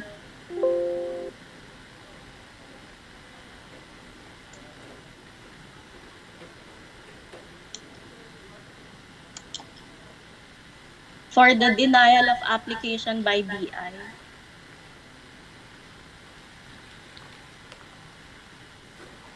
Okay, so those that are approved by PEZA would have to be endorsed to the Bureau of Immigration for approval or denial. So before, with the 47A2 visa, as long as the visa is approved by the Department of Justice, we'll just have to implement the visa on the passport. But for the PEZA visa, we have to make an order approving or denying the implementation of the visa. So as you know, with 2A, all applications submitted to the Bureau of Immigration has to undergo derogatory checking. So that's one of the reasons for the denial of application for implementation of the approved visa. And then the misrepresentation of facts in the application. Of course, it's the prerogative of PEZA, but still we have to look for the facts and we have to match it with the passport or the validity or the grounds for the approval, as well as in cognizance with the passport submitted to us. Like for example, some are married to a Filipino national, so those may be some reasons for the misrepresentation in the application. And then lack of legal grounds for admission in the country, submission of tampered, falsified, and fraudulent or fraudulently acquired documents. Those with deportation or pending deportation cases. Actually, last year po, we have 2 applications that was denied implementation because of 2F, those with pending deportation cases. And then G is the violations of the condition of stay, the revocation, of course, and cancellation of PEZA registration. And those deemed to be can we proceed po with the downgrading, slide 23?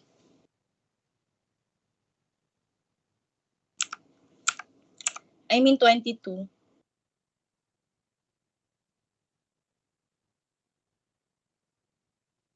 Okay, thank you. So for the visa downgrading, there a letter requesting for the downgrading must be addressed to our commissioner So you also have to state the reason for the request. Some applications that we receive don't have the reason. So in there you must indicate the reason for the downgrade for downgrading. Mostly that we receive applications due to late filing of the visa application. Some are resigned or pre-terminated from the company. Okay. So next would be it should be accompanied by an order of cancellation by PEZA. So since you the same procedures that you will notify them, they will in turn issue an order of cancellation, which should be a prerequisite to the visa downgrading application. And then the same thing, we would recommend and forward it to the Office of the Commissioner, to the Immigration Regulation Division first, and then to the Office of the Commissioner for appropriate action. And then, of course, visa downgrading would allow the foreign national to revert the current visa to temporary visitor's visa for a period of 59 days from the last day of the employment with the company. So the 59 days is the period wherein you have to transition or you turn over the work from you to your successor. And then the foreign national with downgraded PV must exit the country within the period prescribed in the downgrading order. Failure to comply will commence deportation against the foreign national. And then, under meritorious cases, foreign nationals shall be allowed to extend his or her 59 days, subject to all restrictions imposed on ordinary temporary visitor holders. So, as you know po, with the visa downgrading, we give them additional 60 days for them to process the tourist visa extension and then subsequently secure a new 47A2 visa. That's what we do now. Failure for you to comply with that 60-day period, you have to extend your tourist visa at the main office, at the Intramuros po. So, that's with the immigration part po. I think we could answer questions na po with BI matters po.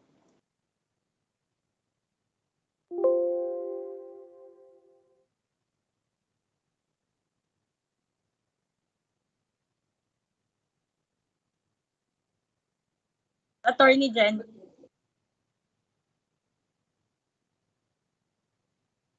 Yes po.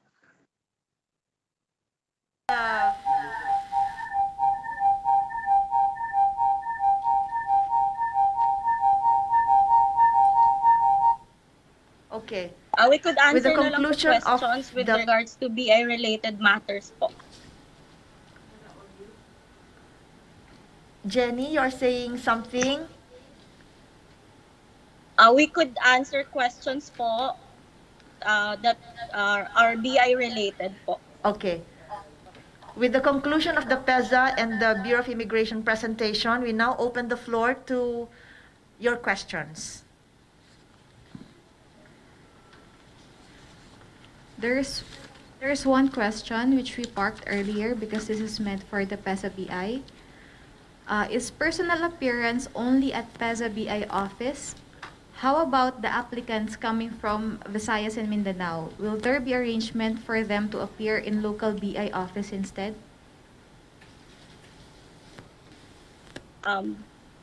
Yeah, it was answered po during the meeting, and as we know po, there are applications that are being processed through the some BI accredited agencies or law firms. So some of them, they are being authorized to process on behalf of the applicants po, and they have to present themselves or appear at the Bureau of Immigration PEZA Extension Office po. Okay, thank you for that. Hello. We also have questions live. We have Ms. Jingle Raffles of THI who would like to ask her question. You have the mic, ma'am.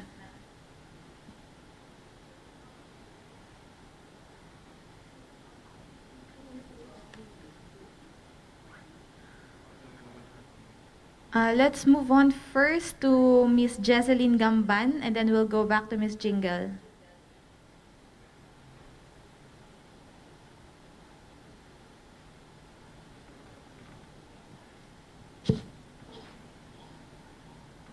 You may unmute yourself, ma'am.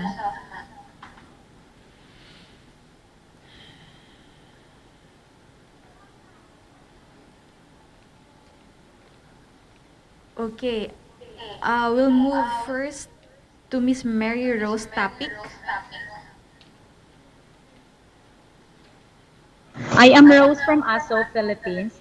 I just would like to ask lang because last November 4, we submitted all the documents, pertinent pertinent checklist, everything for the 47A2 of our president. And currently, I suppose it's already with the OJ. Is there an assurance that our application will be approved before the expiry of the 9 visa of our president, which is this coming December 7? Okay. Will our FNU team want to answer that question, please? We have here with us also our OIC, our officer in charge of the Foreign Nationals Unit, Miss Feli. Miss Feli, can you answer that?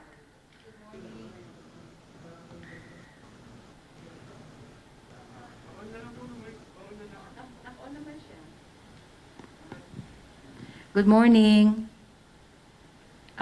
Miss Mary Rose topic. Good morning. We will follow up with the Department of Justice, the visa application of Mr. O'Brien. And as we do, we inform you through email, ma'am. So today there's an officer from FNU who will be going there, and we will give you feedback this afternoon.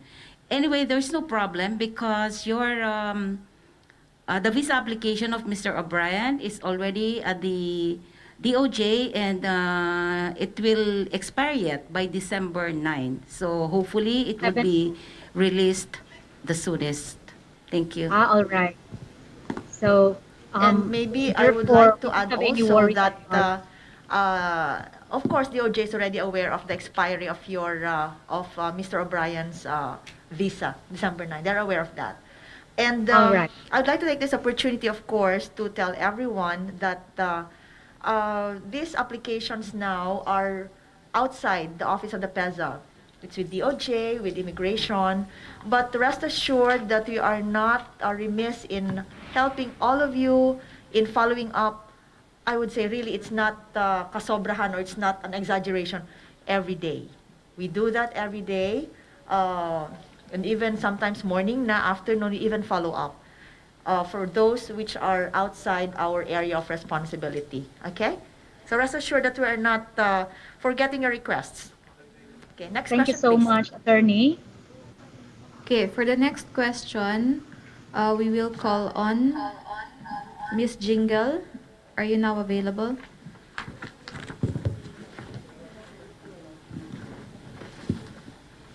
Okay, we will go back to you again. May I call on Miss Jesseline Gamban? Ay. Hello? Yes, we can hear you po. Hi, ma'am. Kanina kasi di ko alam yung saan mute. Okay na po ba? Naririnig po ba ako, ma'am? Yes, we can hear you. Yes. Okay, thank you. Ang question ko, what if we have one expat na currently naka 47A2 and hindi na namin i-renew yung employment niya? Kailangan pa ba niyang mag-transition to PV o pwede nang idiretso sa downgrade yung visa niya? What if yung visa niya is expiring March 2022? Okay. So the bottom line is you no longer need the services of the foreign national, so there's no need already for a PEZA visa. So the next will be downgrading. Downgrading. Okay. Thank you, ma'am. Ma'am, another point, last question. If yung expat po namin will be promoted, then currently kasi merong maraming sa DOLE, which is kailangang i-publish yung job description and everything. Ang balita ko ma'am, dina-downgrade daw muna yung visa bago kami makapag-apply ng panibagong position. Okay. Actually, when we had this brainstorming last night with immigration prior to the presentation, that issue cropped up. Oo. Kasi there was this instance na 4782 pa lang and nagpa-extend ng visa yung kumpanya, and nung nagpa-extend, it is for another position. Hindi na siya yung current position niya. But since it is an upgrade, promotion, kumbaga, that was okay na rin na the same visa. So, when we discussed that last night, we said that we'll be coming up with a joint memorandum circular on this that, well, initially, hindi pa man naman final, pero ang initial ko ng technical working group is instances like this. Like, for example, ang 4782 visa niya, it's vice president. Nung nagpa-renew, mapro-promote siya. But it is in the same company. Mind you, it is in the same company. So, ang iniisip namin, what we are thinking of on there, that aspect will be, wala nang downgrading. But we have to come up with an agreement with the Bureau of Immigration so that this kind of problems all throughout will be acted upon uniform. So, that issue actually is one of them. Okay? Thank you. Thank you, ma'am. That's all, ma'am. Have I Thank you answered so your much. question, ma'am? Yes, very much. Thank you. So next question, please. Thank you, Ms. Jesseline. May we hear from Ms. Manette of REPI? Hear me po. Naririnig niyo po ako? Yes, we can hear you po. Okay. Now, my question is regarding the 2 years validity. It's not automatically given to the PEZA visa, right? The PEZA visa will depend on the employment contract. Yes. Right po. Tama po. At saka, not only the employment contract, the AEP. Kasi remember, the Alien Employment Permit that will be issued by the Department of Labor will be the, one of the prerequisites ng PEZA visa. So, we will be coterminous yung period niya. So, pag ang na-approve na AAP ninyo, it's 1 year, doon namin i-base naman. So, basically, it will only be 1 year because AEP only issued 1 year validity. 1 year lang ba binibigyan ng AEP? Well, I'm not aware if the AEP is only for 1 year. Iba-iba. So, Iba-iba have we seen AEPs na more than 1 year sa case natin? Meron? Kasi ang natin is ang 4782 lang naman natin kasi is 1 year eh. Yes, oo. But remember, ang PEZA visa natin, we could issue, ang validity is up to 2 years. So, we will be endorsing since yung PEZA registered enterprise, we will be endorsing to the DOLE, the AEP, then if you could justify that the services and the contract really is good for 2 years, so I don't see any reason naman sa AEP, sa DOLE, that it will be for a lesser period. Okay. Kasi we are also aware of some AEPs na more than 1 year. Although sa atin, in our case, since 4782 pa lang natin is 1 year, so nakikita pa lang natin is 1 year. But there are AEPs na more than 1 year. Okay. We'll check on that po with Dole. Thank you po. Okay. And then one more thing po, ma'am, regarding appearance. Is it only valid for new application only? Since renewal, they will only show one Sa time. immigration ba yan? Tama po. Our friends from the immigration, Jen,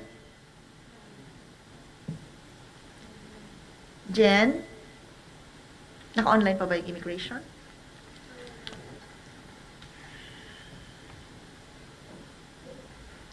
Maybe we can return to that question once we're with Miss Jen again.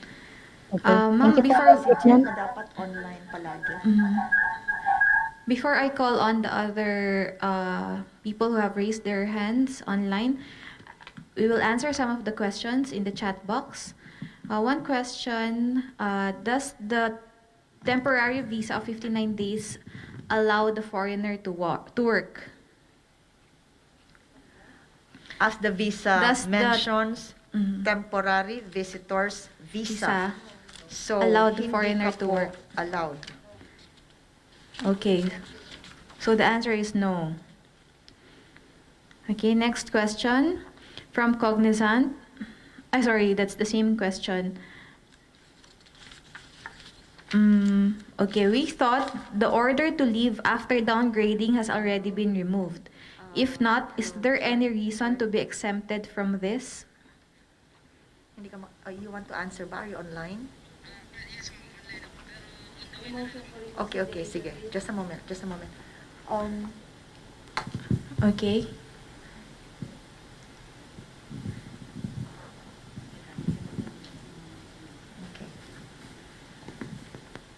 Naka-disable daw yung ng immigration kay Richard, but he wants to answer question kanina.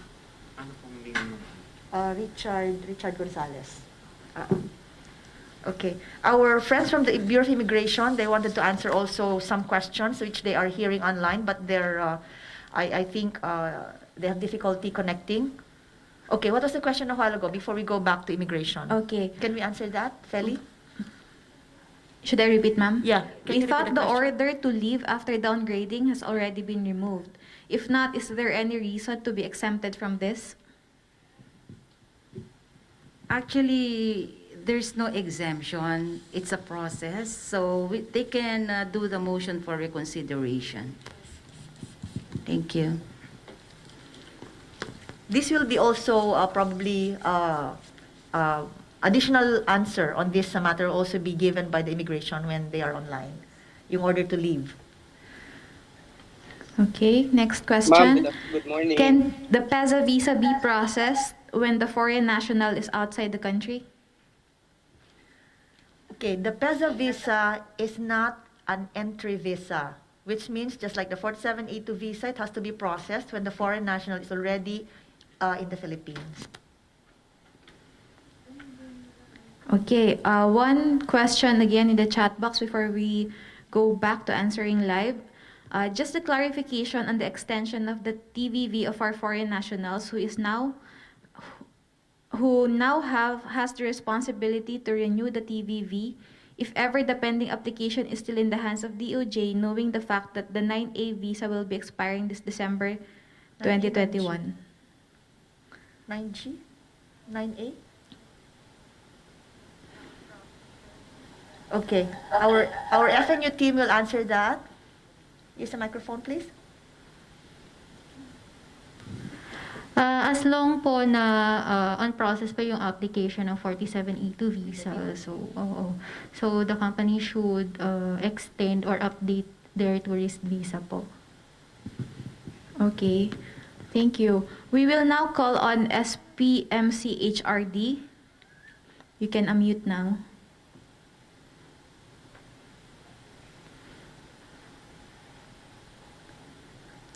Hello?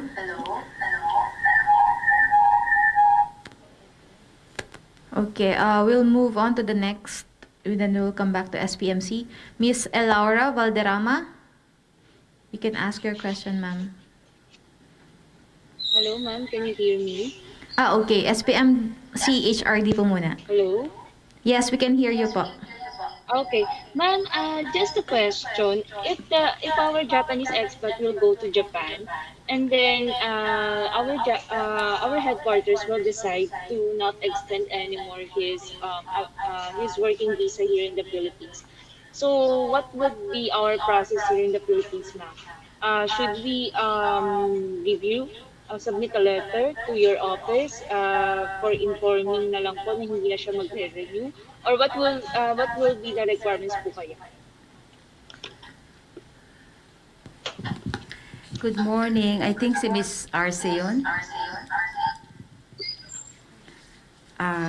Here it is. You know po, the status of the employee. So more or less, alam niyo po, kung siya ba ay aalisin na, mag-i-stop na po ba yung employment niya or i-extend pa. So kung meron na po kayong knowledge, hanggang nandito pa po si foreign national, i-downgrade nyo na po as much as possible. Para Yes, po ma'am, yung document niya malinis na prior leaving the country. Yun po yung pinakamaganda talaga na prosesong gawin ninyo.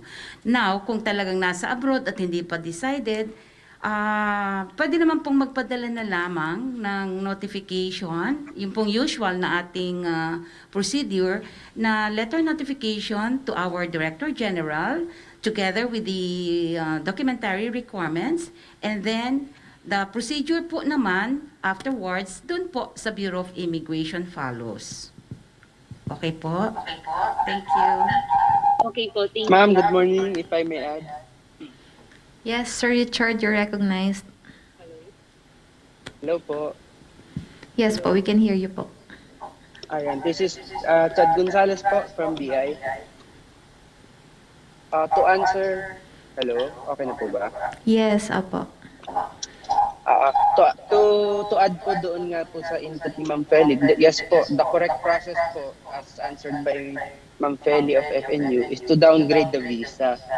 Ang magiging effect naman po kasi if you will be sending us the PEZA and BI a notice na lang na nasa labas na siya ng bansa, ang effect po niyan is pag bumalik po si foreigner, it's the same thing, kailangan po mag-downgrade pa rin siya. So, kailangan pa rin po niyang ayusin yung last visa na nakaano sa passport niya before siya makapag-convert into any other visa. Okay, thank you, sir. We'll move on to Miss Elaura Valderrama.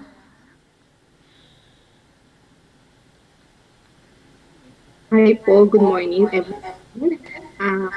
First of all, thank you for this opportunity, for this knowledge discussion today. I have two questions po. Number one, I would just like to ask how much is the fees that we're talking to once we move for visa fees? Because my concern is for Infosys, we are using kasi manager's check payable directly to PEZA. So as I noticed, the implementation will take on beginning, I would assume, let's say November 29 or December 1 to be exact. Ang procedure po kasi namin sa company, I myself request a check quarterly based on all the renewals that I have. So yun po yung una kong gustong malaman yung visa fee. And then the second po for the appearance requirement, would it be possible na ma-provided kami ng schedule for us to send over our foreign national if it's required by the BI? Or I, being the company representative, will be allowed to just submit the passport, especially if this is a renewal application. But for the first time, of course, if it's required, because I have to pull out the agent because we are a call center, we are a BPO industries, and the foreign national or our agents are working on a different shift. So I need to make some coordination internally in terms of the appearance required. So yun po. And then the third po would be for those with the existing 4782, is it mandatory, ma'am, to move them to PEZA visa? Or is it okay just to change them to PEZA visa as long when the time of the renewal comes in? Like kasi right now I have visa validity until October 31, 2022. So shall we ask them to, or I need to downgrade it na po, move them to PEZA visa? Required na po ba yun? That's all, ma'am. Thank you Okay. po. We answer your question one by one. Okay, number one, as regards the fees that will be paid for the new PEZA visa, as I said earlier, we'll be coming up with the joint circular within the week. That's one. Number two is on the appearance of the foreign national for the implementation of the visa. This will be answered by immigration. Immigration, are you online? Richard? Yes, ma'am. Okay, the question is on the Schedule. appearance of the applicant Yes, ma'am. with the For the immigration. appearance and the schedule po, no, sa ngayon po kasi, ang existing memorandum pa naman is we are waived po ang appearance. And as far as immigration is concerned, we will need the appearance of the subject or the foreigner kapag kailangan namin sila na i-input sa system namin for the biometric capturing. So as of now, since it's waived and hindi pa naman po required and wala pa namang memorandum na i-require ni sila, uh, wala naman pong requirement pa for the foreign national to appear personally. As long as ma-present po sa amin ang passport at the time of implementation, and of course, nandito po sa Philippines yung expat po natin. Yes, sir. So, Nandito hindi po naman kinakailangan sila. na yung magdala ng passport ay yung mismong applicant, Sir Richard, ano? Sir Richard? Again, ma'am. Sorry po. Yes, ma'am. Hindi kinakailangan na yung applicant ang magdadala ng passport. Yes, ma'am. Pwede po through authorized representative Yes, po. okay. So, para ano yung appearance. Also, doon din sa appearance, magiging mandatory na lang yung appearance when sa part ng PEZA, when we'll be issuing the PEZA Visa card. Because yung PEZA Visa card, it will be valid for 1 year, and then when it is renewed, kailangan ng appearance, personal appearance noong holder ng PEZA Visa card. But as of now, since mag-i-start pa lang tayo, wala pa. But we expect that when we will be implementing that PEZA Visa card, appearance is mandatory. Yes, to add po, for the I-card din pala, since it's voluntary, if a foreigner wants to secure an I-card, of course, kailangan po ng physical appearance for the biometric capturing. Okay. Ma'am, Okay po. yung nag-question Ma'am, kanina, last what na was lang the po. last question? I think it is on the downgrading.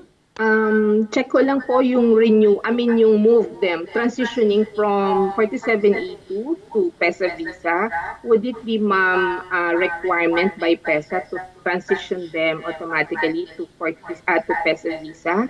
Since we have expats whose validity of visas until July, August 2022. So, kailangan ko po silang i-move na, ma'am, doon. Ganun po ba ang requirement ni PEZA? Okay, you look at our transitory provisions. Okay. Under number 2, sinabi natin doon na all valid and existing Okay. 47A2 visa will still be recognized. Hanggat Okay. valid yan, okay pa rin yan. So, Okay, pag ma'am. Sige good po. pa siya until 2022, 1 month prior to expiry, doon ka na lang magtra-transition, magre-renew, magiging PEZA visa na, if and when, of course, the services of the foreign national will still be needed in your company. Otherwise, Yeah. downgrade mo na para Opo, mag-temporary visitors visa na siya.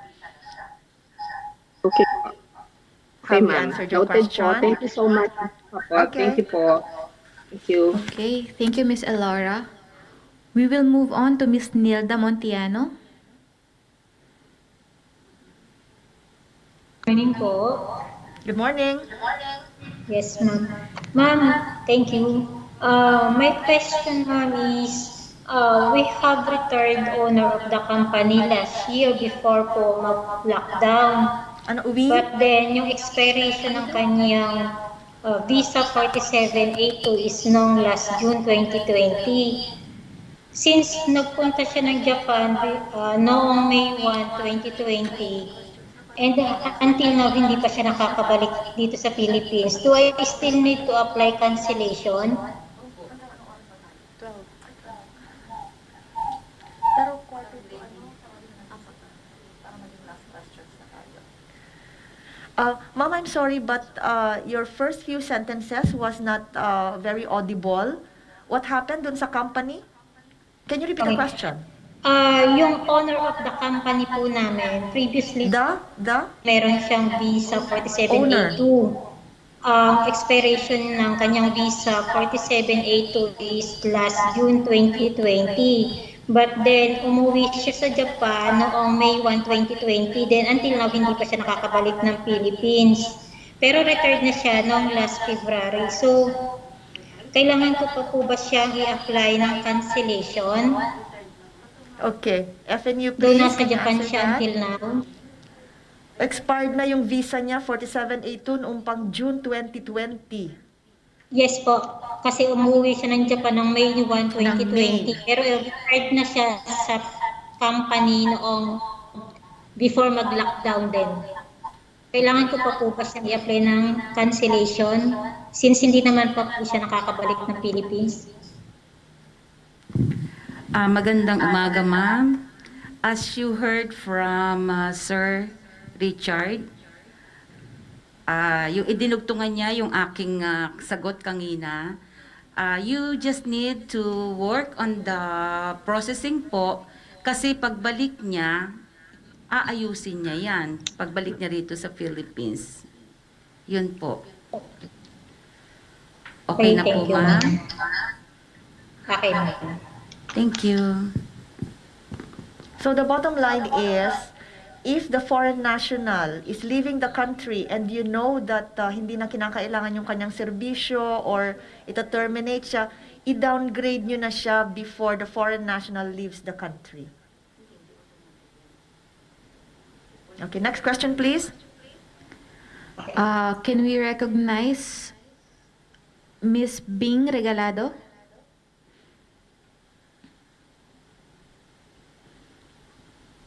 Bing, Morning. good morning. Good morning. First of all, congratulations. Great presentation. Learning so much about this, and we're excited about this development. My question is regarding the order to leave. Will there be instances of a situation where order to leave could be relaxed? For example, if there's a change of employer from one PEZA entity to another PEZA entity, or maybe with respect to, because most multinationals would have different companies set up in the Philippines. So from another regime, from let's say an EO226 visa to a PESA visa. So Okay. question is that order to leave in that situation can be relaxed? Mr. Immigration, si Richard, would you like to answer that question? Richard? Ma'am, good morning. We can't Yes hear po. you. As to the order to leave, since it's part of the process, well, the first the upon your application for downgrading, generally ang magiging process po natin is order to leave muna sila. But of course, you can always apply for a motion for reconsideration. Lalo na po pag ganyan na from one PEZA entity into another PEZA entity.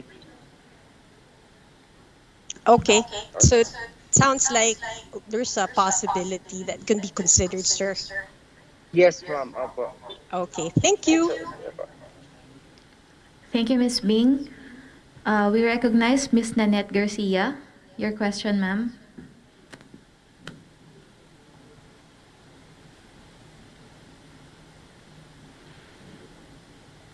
Good morning. Yes. Can you hear me, ma'am? Yes, ma'am. we can hear you po. Yes po. Good morning, everyone, and congratulations, PEZA and BI, with the collaboration. My question is, we have a foreign national. We have renewed his AEP, and when we renewed his AEP, PV is not yet around, or it's not yet Effective. It's not yet here. So when we have this AEP renewed, then he traveled back to Manila because he was not able to, we weren't able to renew his 47A2 visa because of the lockdown and travel restriction. Now he is holding a tourist visa here. He arrived in Manila and he's holding a tourist visa, and we want to convert that into PV. Now, you mentioned earlier that the validity which you are going to give for the visa will be dependent on the contract and on the AEP. The question is, normally, with 47A2 visa, AEP validity is just for a year. That's why I mentioned before, he's holding an AEP with a validity of until September 2022. Now, if we want to convert the tourist visa to PV or PEZA visa, that means the validity for the PV, if that being approved, will only be a year because of, am I right, ma'am? Because we will not push the two years if you are saying earlier that validity of the FEBI will be dependent on the first the contract and then the AEP. Correct. Opo, that's right. So what's the question, ma'am?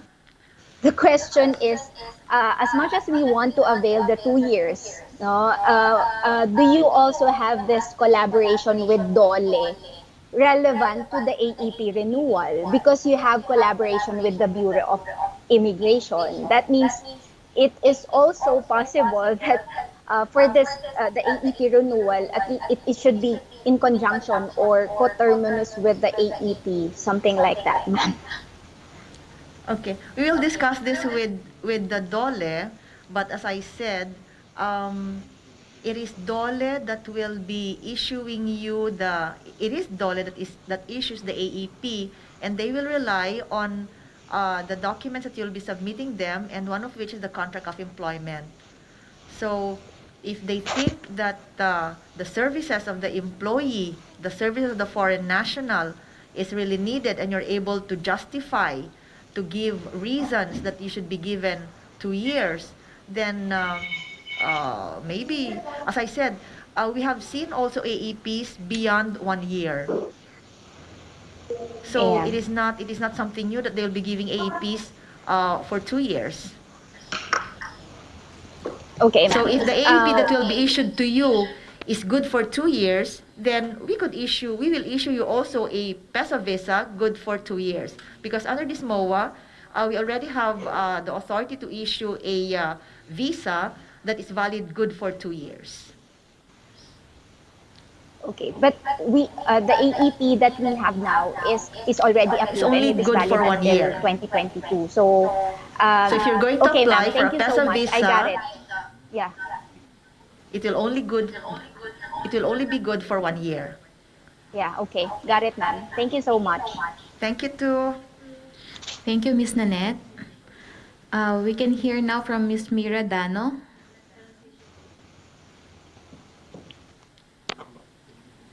Mira, Miss Mira. Yes, ma'am. Good morning. Hello. Yes, we can hear you po. Ma'am, actually we have, I already submitted the renewal of our Japanese national for a 1 year extension last October. And until now, we have not received yet the approval, but we already sent the document together with the passport of the foreign national. With this, until this time, we have not received yet the approval. Is it do we need to reapply, or we will wait for the implementation of the PEZA visa? His visa will be expiring this January 4, 2022. Okay. FNU, can you I answer don't that? see. The application is already filed with PEZA last October 2021. Has Yes, it ma'am. already been endorsed to the DOJ? I think it's with the DOJ, ma'am. Unfortunately, no approval at the moment. We'll check on it and we'll get back to the person who questioned on that. Okay. Yeah, we cannot specifically reply to it because we've got no data with us at the moment. Okay. Apo. Pero what you are saying, ma'am, is you have already applied with PEZA noong October pa. Anong company ito? 47 Ma'am, this is from Autoliv. Hello, Next ma'am. one, Lapu-Lapu. Autoliv. Hello, ma'am. Autoliv daw po, ma'am. Ano? Autoliv. Autoliv. In Ay, Sibuyan. umalis na siya. Opo. Okay. Anyway, to answer that, ganito yon. I have already mentioned in one of our slides that those applications for 47A2 visa that are pending with the DOJ right now, and then naabutan siya ng pagiging effective ng ating MOA na mag-issue na tayo ng PEZA visa, the DOJ could transfer all those applications to FNU for us to continue processing and magiging PEZA visa na siya. Okay, ma'am. Thank you, ma'am. Can you flash that portion dun sa transitory provisions? It says here, all applications pending before the DOJ on the date of effectivity of this MOA and its IRR shall be transferred to and processed by the PEZA FNU. So if it will now be processed by FNU with the effectivity of the PEZA visa, magiging PEZA visa na siya paglalabas na siya sa PEZA. Okay. Thank you, ma'am. Thank you. Okay. Okay, next, we recognize Attorney Rex Peter Raz. Sir?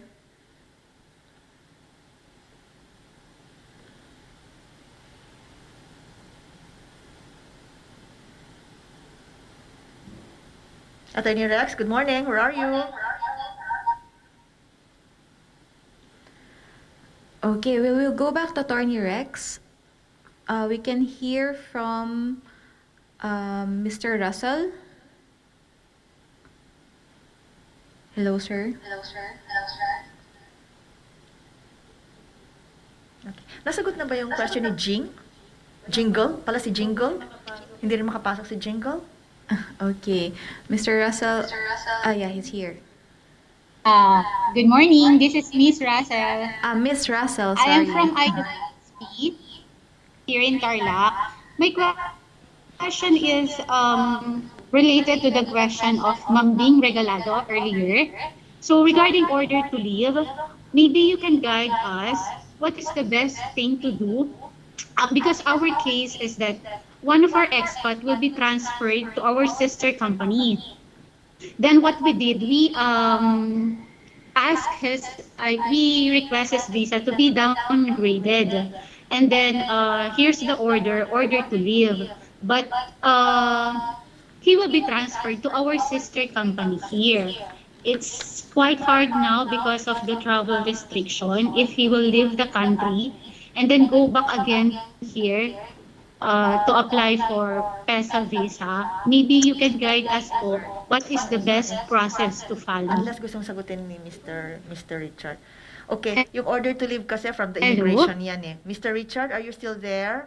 Can you answer that question, please? Ma'am, yes, yes po, opo. Sa order to leave po kasi, for that, especially on the 47A2 visas, it is specifically directed po kasi by the Secretary of Justice, by DOJ, that 47A2 visa shall not be allowed to transfer or shall not be allowed to 47A2 visa holders are not allowed to transfer employment or to change employer.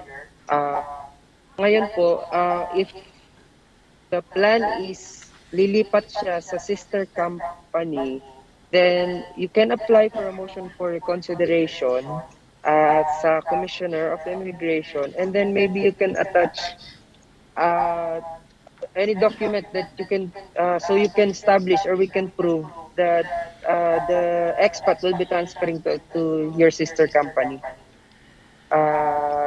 It will all depend on the documents submitted. So I cannot guarantee if the decision will be favorable or not.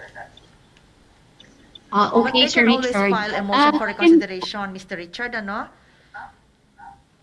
They could Yes always po, file a motion for yes, reconsideration sa order to leave yes nila. po. For all order to leave, you can always file for a motion for reconsideration. But of course, if you're filing for a motion for reconsideration, be sure that you will be attaching uh, documentary proof or any supporting document to prove your claim doon sa inyong To motion. justify. Okay, thank you, Sir Yun na ang Richard. tip. Yun na ang tip ninyo. And the Compelling reasons application para for PEZA. pagbigyan tayo ng immigration. Okay, again, Okay, ma'am? sige po. Thank you so much.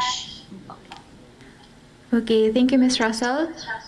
We also would like to recognize the presence of Mr. Jesper Svenningsen, the Executive Director of the Nordic Chamber of Commerce of the Philippines. Sir, I believe you have a question. Good morning, and thank you for this. I'm sorry if my question has somehow been answered before. I was only just able to join.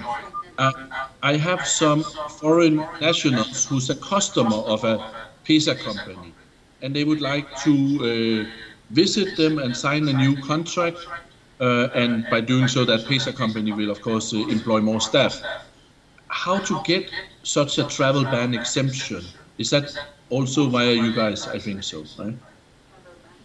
Okay. Our FNU team will answer your question, sir, on the travel ban exemption documents. Feli? Good morning, sir. Good morning. With regard to travel ban exemption, You just have to send your request addressed to our Director General, Bijan Charito B. Plaza, together with the Excel form, which you have to accomplish, duly accomplished, the passport bio page. All these three, we will give endorsement, and then we'll forward the endorsement after our DG has signed it to the DFA OCA. So you may send, Thanks. sir, your email address, through your email address, the request, and then since you've got no idea yet, just in case, no, of the Excel form, we will send you po. So everything will be in order. Thank you so much. And then I have already sent it OCA will last week. give the tracking number later. Sorry. Excellent. Do you have any kind of advice about the expected time after the documentation is complete? In PEZA side, sir, we try as much as possible to do it within 7 working days. Now, if it's urgent, we try to do it in 3 days, sir. But outside PEZA? Excellent But we news. cannot answer for the activity of the other government agencies, sir. But rest assured, but we'll always follow up morning and afternoon in behalf of our locators, sir. Fantastic. This is what I was hoping for. PEZA is always setting the best standards. Thank you so much. And thank you so much Thank too, you. sir. Thank you, Mr. Jesper. I'm afraid we only have time left for 5 more questions. For now, let me call on Ms. Zirian C. San Pedro.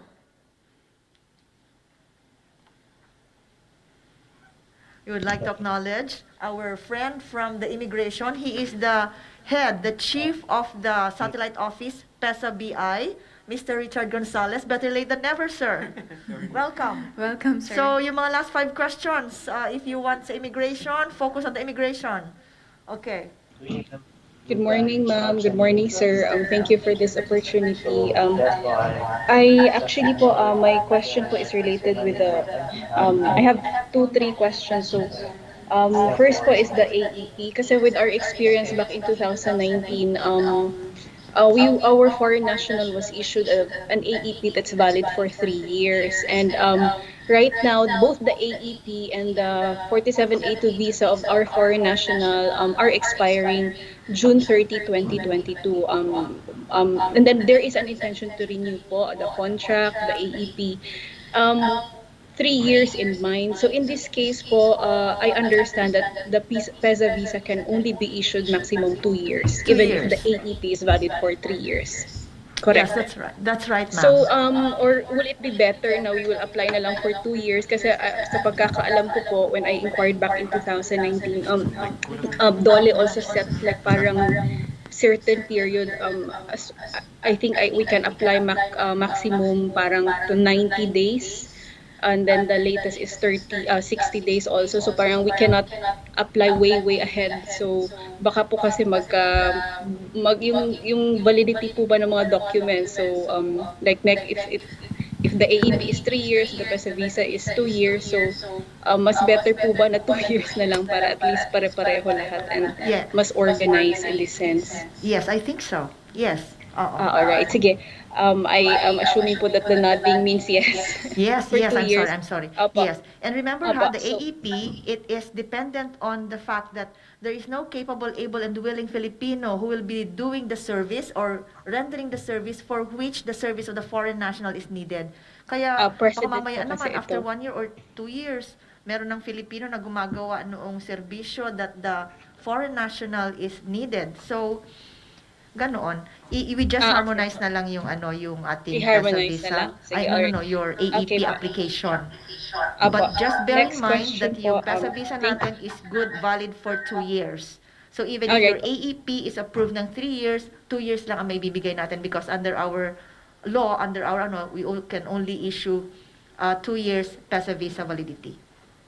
All right po. Thank you for that, ma'am. So you Next may wish question ko to po, you may wish kasi you to mentioned earlier that take advantage of the there presence of will our be a PEZA immigration Visa and we keep card, which is our separate po, di ba? It's not a PEZA Visa itself. It's a PEZA Visa card, and it's renewable every year. So, if ever po ma-implement ito, there will be a personal appearance that's required from the foreign national in FNU head office. Correct, ma'am? Is my understanding correct? Yung appearance sa foreign national is wala pa kasi ang appearance lang ng foreign national sa PEZA DI pa is lang. for purposes of renewal of the PEZA Visa card. Pero for purposes of application, may personal appearance ba tayo na kinakailangan sa PEZA? Sa atin, wala. Wala po. Ang Pero personal once po appearance ay, ma-implement, okay, apa, I emphasize again, yung appearance ng foreign national applicant sa PEZA is hindi kinakailangan unless nandun na tayo sa issuance or the renewal of the PEZA Visa card. all right. Okay? And then yung Noted. another appearance is with already the immigration also. Sa immigration na iyon. Alright po. Noted po on the PEZA side. Noted po. Okay. So last question ko po, yeah, with the immigration naman po na appearance, I understood that when we say appearance with the Bureau of Immigration, this refers to the head office kasi our office po is in Cebu. So that this means our foreign national has to fly to BI head office for the appearance. Correct po, sir? From the Bureau of Yes po, Immigration. pagdating po sa personal appearance, again, kanina, as I have answered, sa ngayon, waived naman siya, and ang requirement lang ng immigration sa personal appearance is for the biometric capturing ng expats. So, sa PEZA kasi, sa ngayon, wala pa naman, but if it will be required and yung mga eco zones natin na located outside Metro Manila, we can always arrange naman po basta with proper notice sa BI PEZA muna since we are established here as a one-stop shop for PEZA companies. Alright, so in that sense po, we'll have to wait for the future memorandums or circulars coming from PEZA. Salamat po. Thank you very much. Those are my questions. Thank you, ma'am. Thank you. We will now hear next from Nisei Plastic Philippines.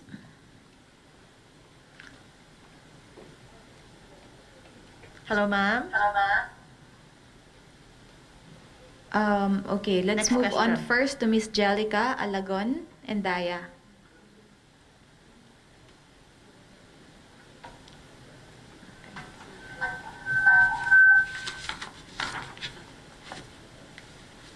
Okay. Can we go with sige. the last two questions? Miss Jellica is here.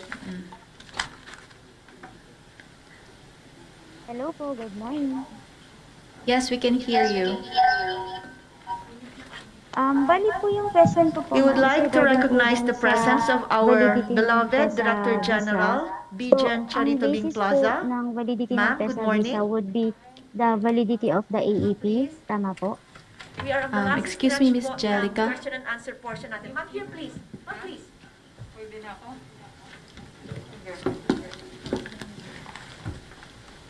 We are on the last stretch of the last three questions na po natin. Sure. Sorry, Miss Jellica, you can now proceed with your question. What's the question, Ms. Jellica?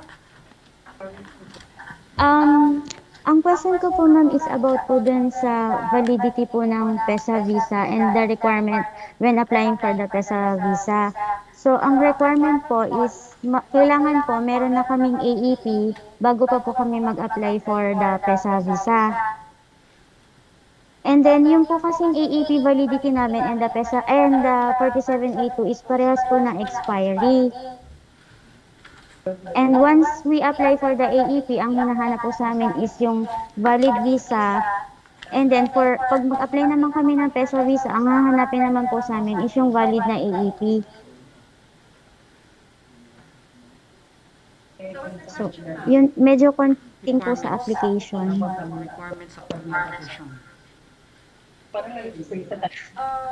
Doon po sa pag-apply ng AEP, ang hinahanap lang po dyan is the certificate of registration ninyo. Certificate of registration to show that you're a PEZA registered enterprise. The Kasi, AEP is a opo. requirement for the issuance naman ng PEZA visa natin. Kasi nung nag-renew po kami early this year, hinanap po sa amin yung visa po ng expat namin. Okay, FNU, can you answer that please? Ma'am, as to the AEP, if you intend to, bali ang intention po is yung current valid visa po ni foreigner will be extended, tama po ba? But you will transition to PEZA visa, if my understanding is correct? Sir, bali ang question ko po is, kapag nag-renew po kami ng AEP, ang hinahanap po sa amin is yung valid na visa Yes, po. And correct. then ngayon naman po, kapag dun sa bagong requirement ng PEZA visa, kailangan meron na po kaming AEP. Yes po. So ang first, yes po, from FNU. Ma'am, if you will note po, dun sa slide po, not necessarily naman po na AEP card. It could be po your DOLE OR. Actually, tatlo po yung nabanggit dun, ma'am. So, Okay po. not necessarily the AEP card po. We will consider po as long as mayroon na kayong yes, ma'am, proof po na nakipag-coordinate kayo sa DOLE. Ganun po. Thank you po. I see. Okay po. Thank you very much po. Okay, for the last two questions, can we hear from Miss Mary Ann Poblete?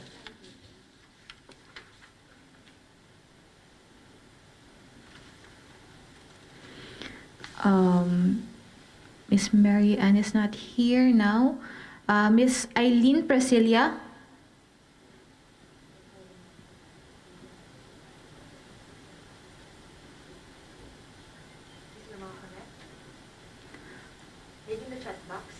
Okay, we'll move on to the next. Miss Pinky Deboda.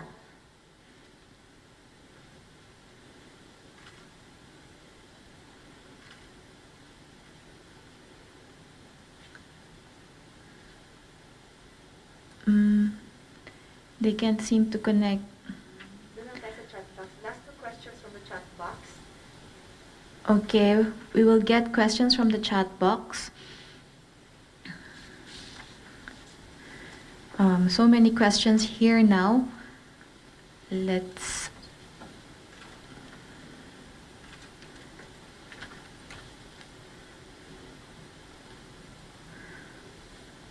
this is Miss Pinky Deboda. She just chatted her question.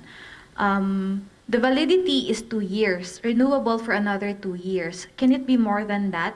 Say every 2 years renewal or as needed. And her second question, for the appearance with the BI on the implementation of the PV, is this applicable to both new application and renewal? And last question, since this is a new type of visa, will all applications be considered as new, even in reality it is all renewal only?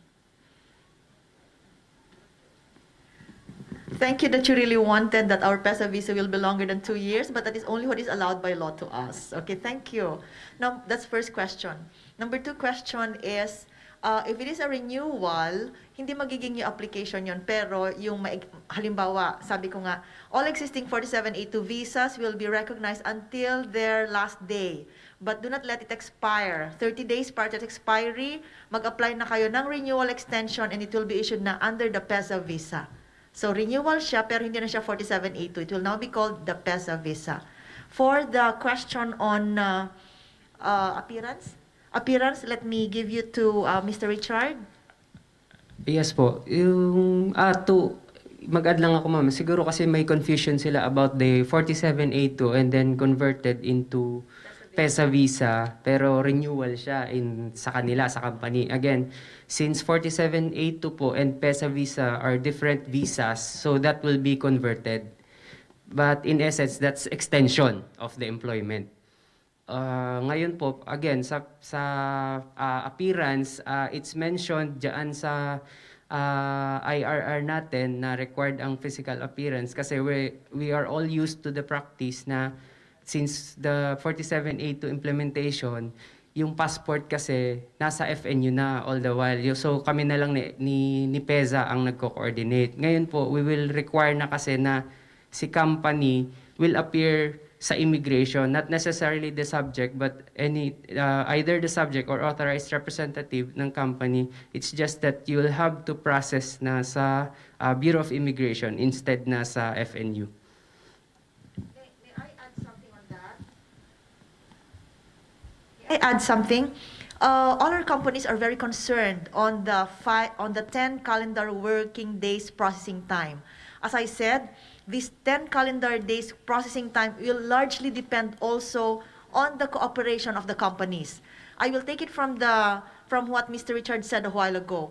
If you're going to send an authorized representative to handle or process your documents, please send somebody who really knows something about yung processing ninyo. Kasi when the processor goes to FNU or to PEZA, and then FNU would ask, Ma'am, you still have lacking documents on this. We have already relayed to the company about this. And then the one who's holding the document will say, Ma'am, hindi ko po alam. Pinadala lang po ako dito. Pababalikin na naman siya sa kumpanya. Those are days delays and it will really take a toll on the processing of your documents. So when you assign or authorize a representative, that will be the same representative all throughout, whether to submit a certain document or a simple document.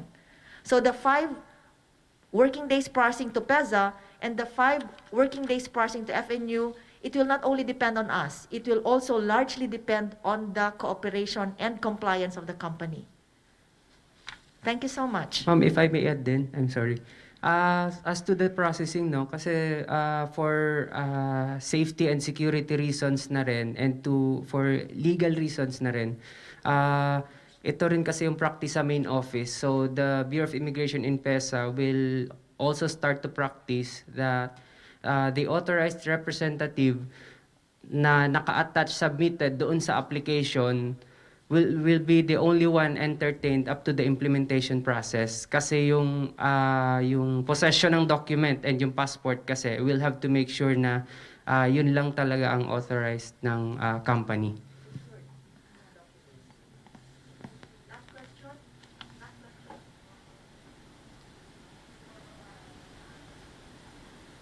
Okay, one last question. This is from ZYMI. Good morning. What if our Chinese national is not in the Philippines and they want to go back to the Philippines due to the pandemic? Will the Philippine embassy still require from them the certification from their country upon entry in the Philippines? And if they're already in the Philippines while processing the PEZA visa, will the TVV be enough for filing of the said PEZA visa? What if not? Are they allowed to process again the TVV extension while waiting for the PEZA visa? Thank you. As to foreigners outside of the country po, we're still implementing yung DFA endorsement as requirement for entry. Yeah, so you'll have to coordinate with FNU for the endorsement and all for the travel ban exemption. For the TVV naman, if you are processing for the PEZA visa, of course you will have to have a valid temporary visitor's visa, so you can process yung AEP and eventually convert the temporary visitor's visa to PEZA visa. And to add to that, I again repeat, the PEZA visa is not an entry visa. This will be processed once the foreign national is already here in the Philippines. Okay? I hope everyone are still there and you're having a great time. That ends our presentation. All your questions will be answered. We will be giving them to the FNU and to all those parties concerned, and we will be sending you emails for your queries. Okay? At this point, may we give again the microphone to our MC, Miss Anna? Thank you, ma'am. Now to end our program for today, let us all welcome PEZA's Ever Dynamic Director General, Brigadier General Chirito B. Plaza for her message. Thank you.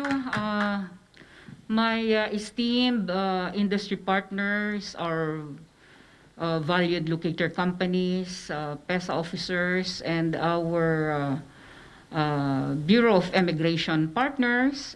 Here with us is the PEZA Satellite Officer, Chief Richard Gonzalez. Ladies and gentlemen, a pleasant morning or a pleasant Monday to everyone. So thank you for giving us your time and interest to join us in this consultative meeting with the recent MOA and IRR signing on the issuance of PEZA visa with the Bureau of Immigration. We are, of course, very delighted in PEZA that finally we are the ones who will issue this PEZA visa, and to our foreign investors, to the non-resident foreign employees of PEZA registered ecozones enterprises, and their respected qualified dependents.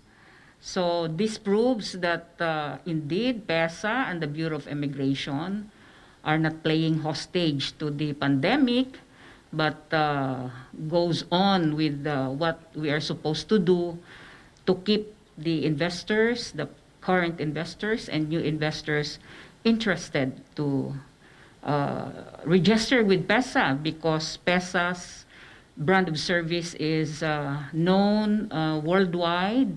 We continue to be recognized by the IFC World Bank as having the best practice among the ecozones worldwide, and recently the United States Department of State also recognized PEZA as having provided a positive business atmosphere in the Philippines despite the pandemic.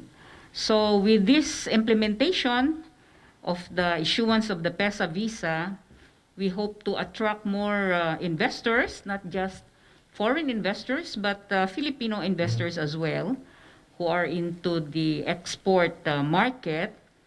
And we have proven that wherever ecozones are located and export companies are also located, they trigger the growth and development of domestic enterprises and raise the enthusiasm of every Filipino, not just to get jobs and livelihood, but also to contribute in the economic development of the country.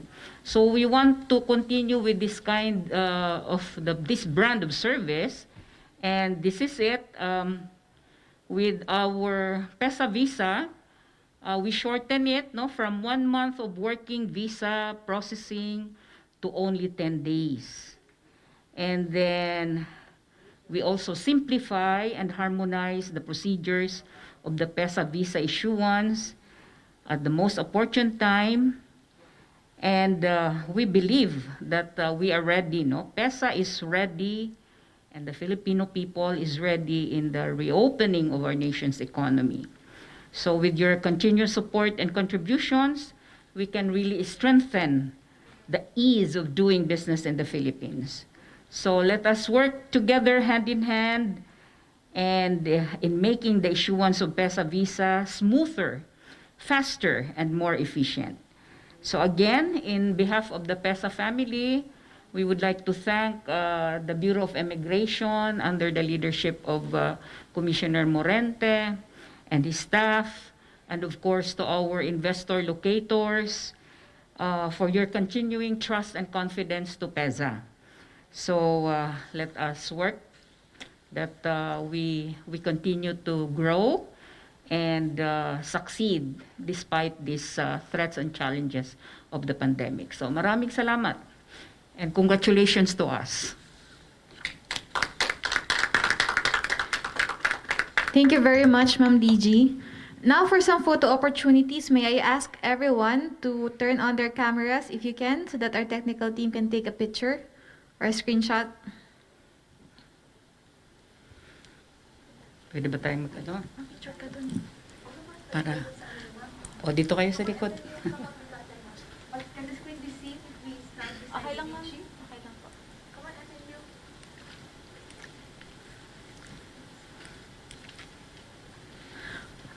Okay. Okay, 1, 2, 3. Smile. 1, 2, 3 again. Smile. Photographer. Thank you, everyone. One more.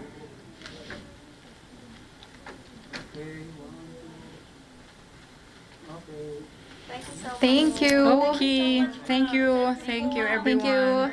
And that concludes today's program. Thank you very much, everyone, for your active participation to today's stakeholders consultative meeting on the PESA visa. We wish, yes, we will do this again in the four other economic zones. Okay, we wish everyone well, keep safe. Maraming salamat po. Nabuhay tayong lahat. Okay, so let's prepare. This is for 3 o'clock. Inviting everyone at 3 o'clock. Yeah. So.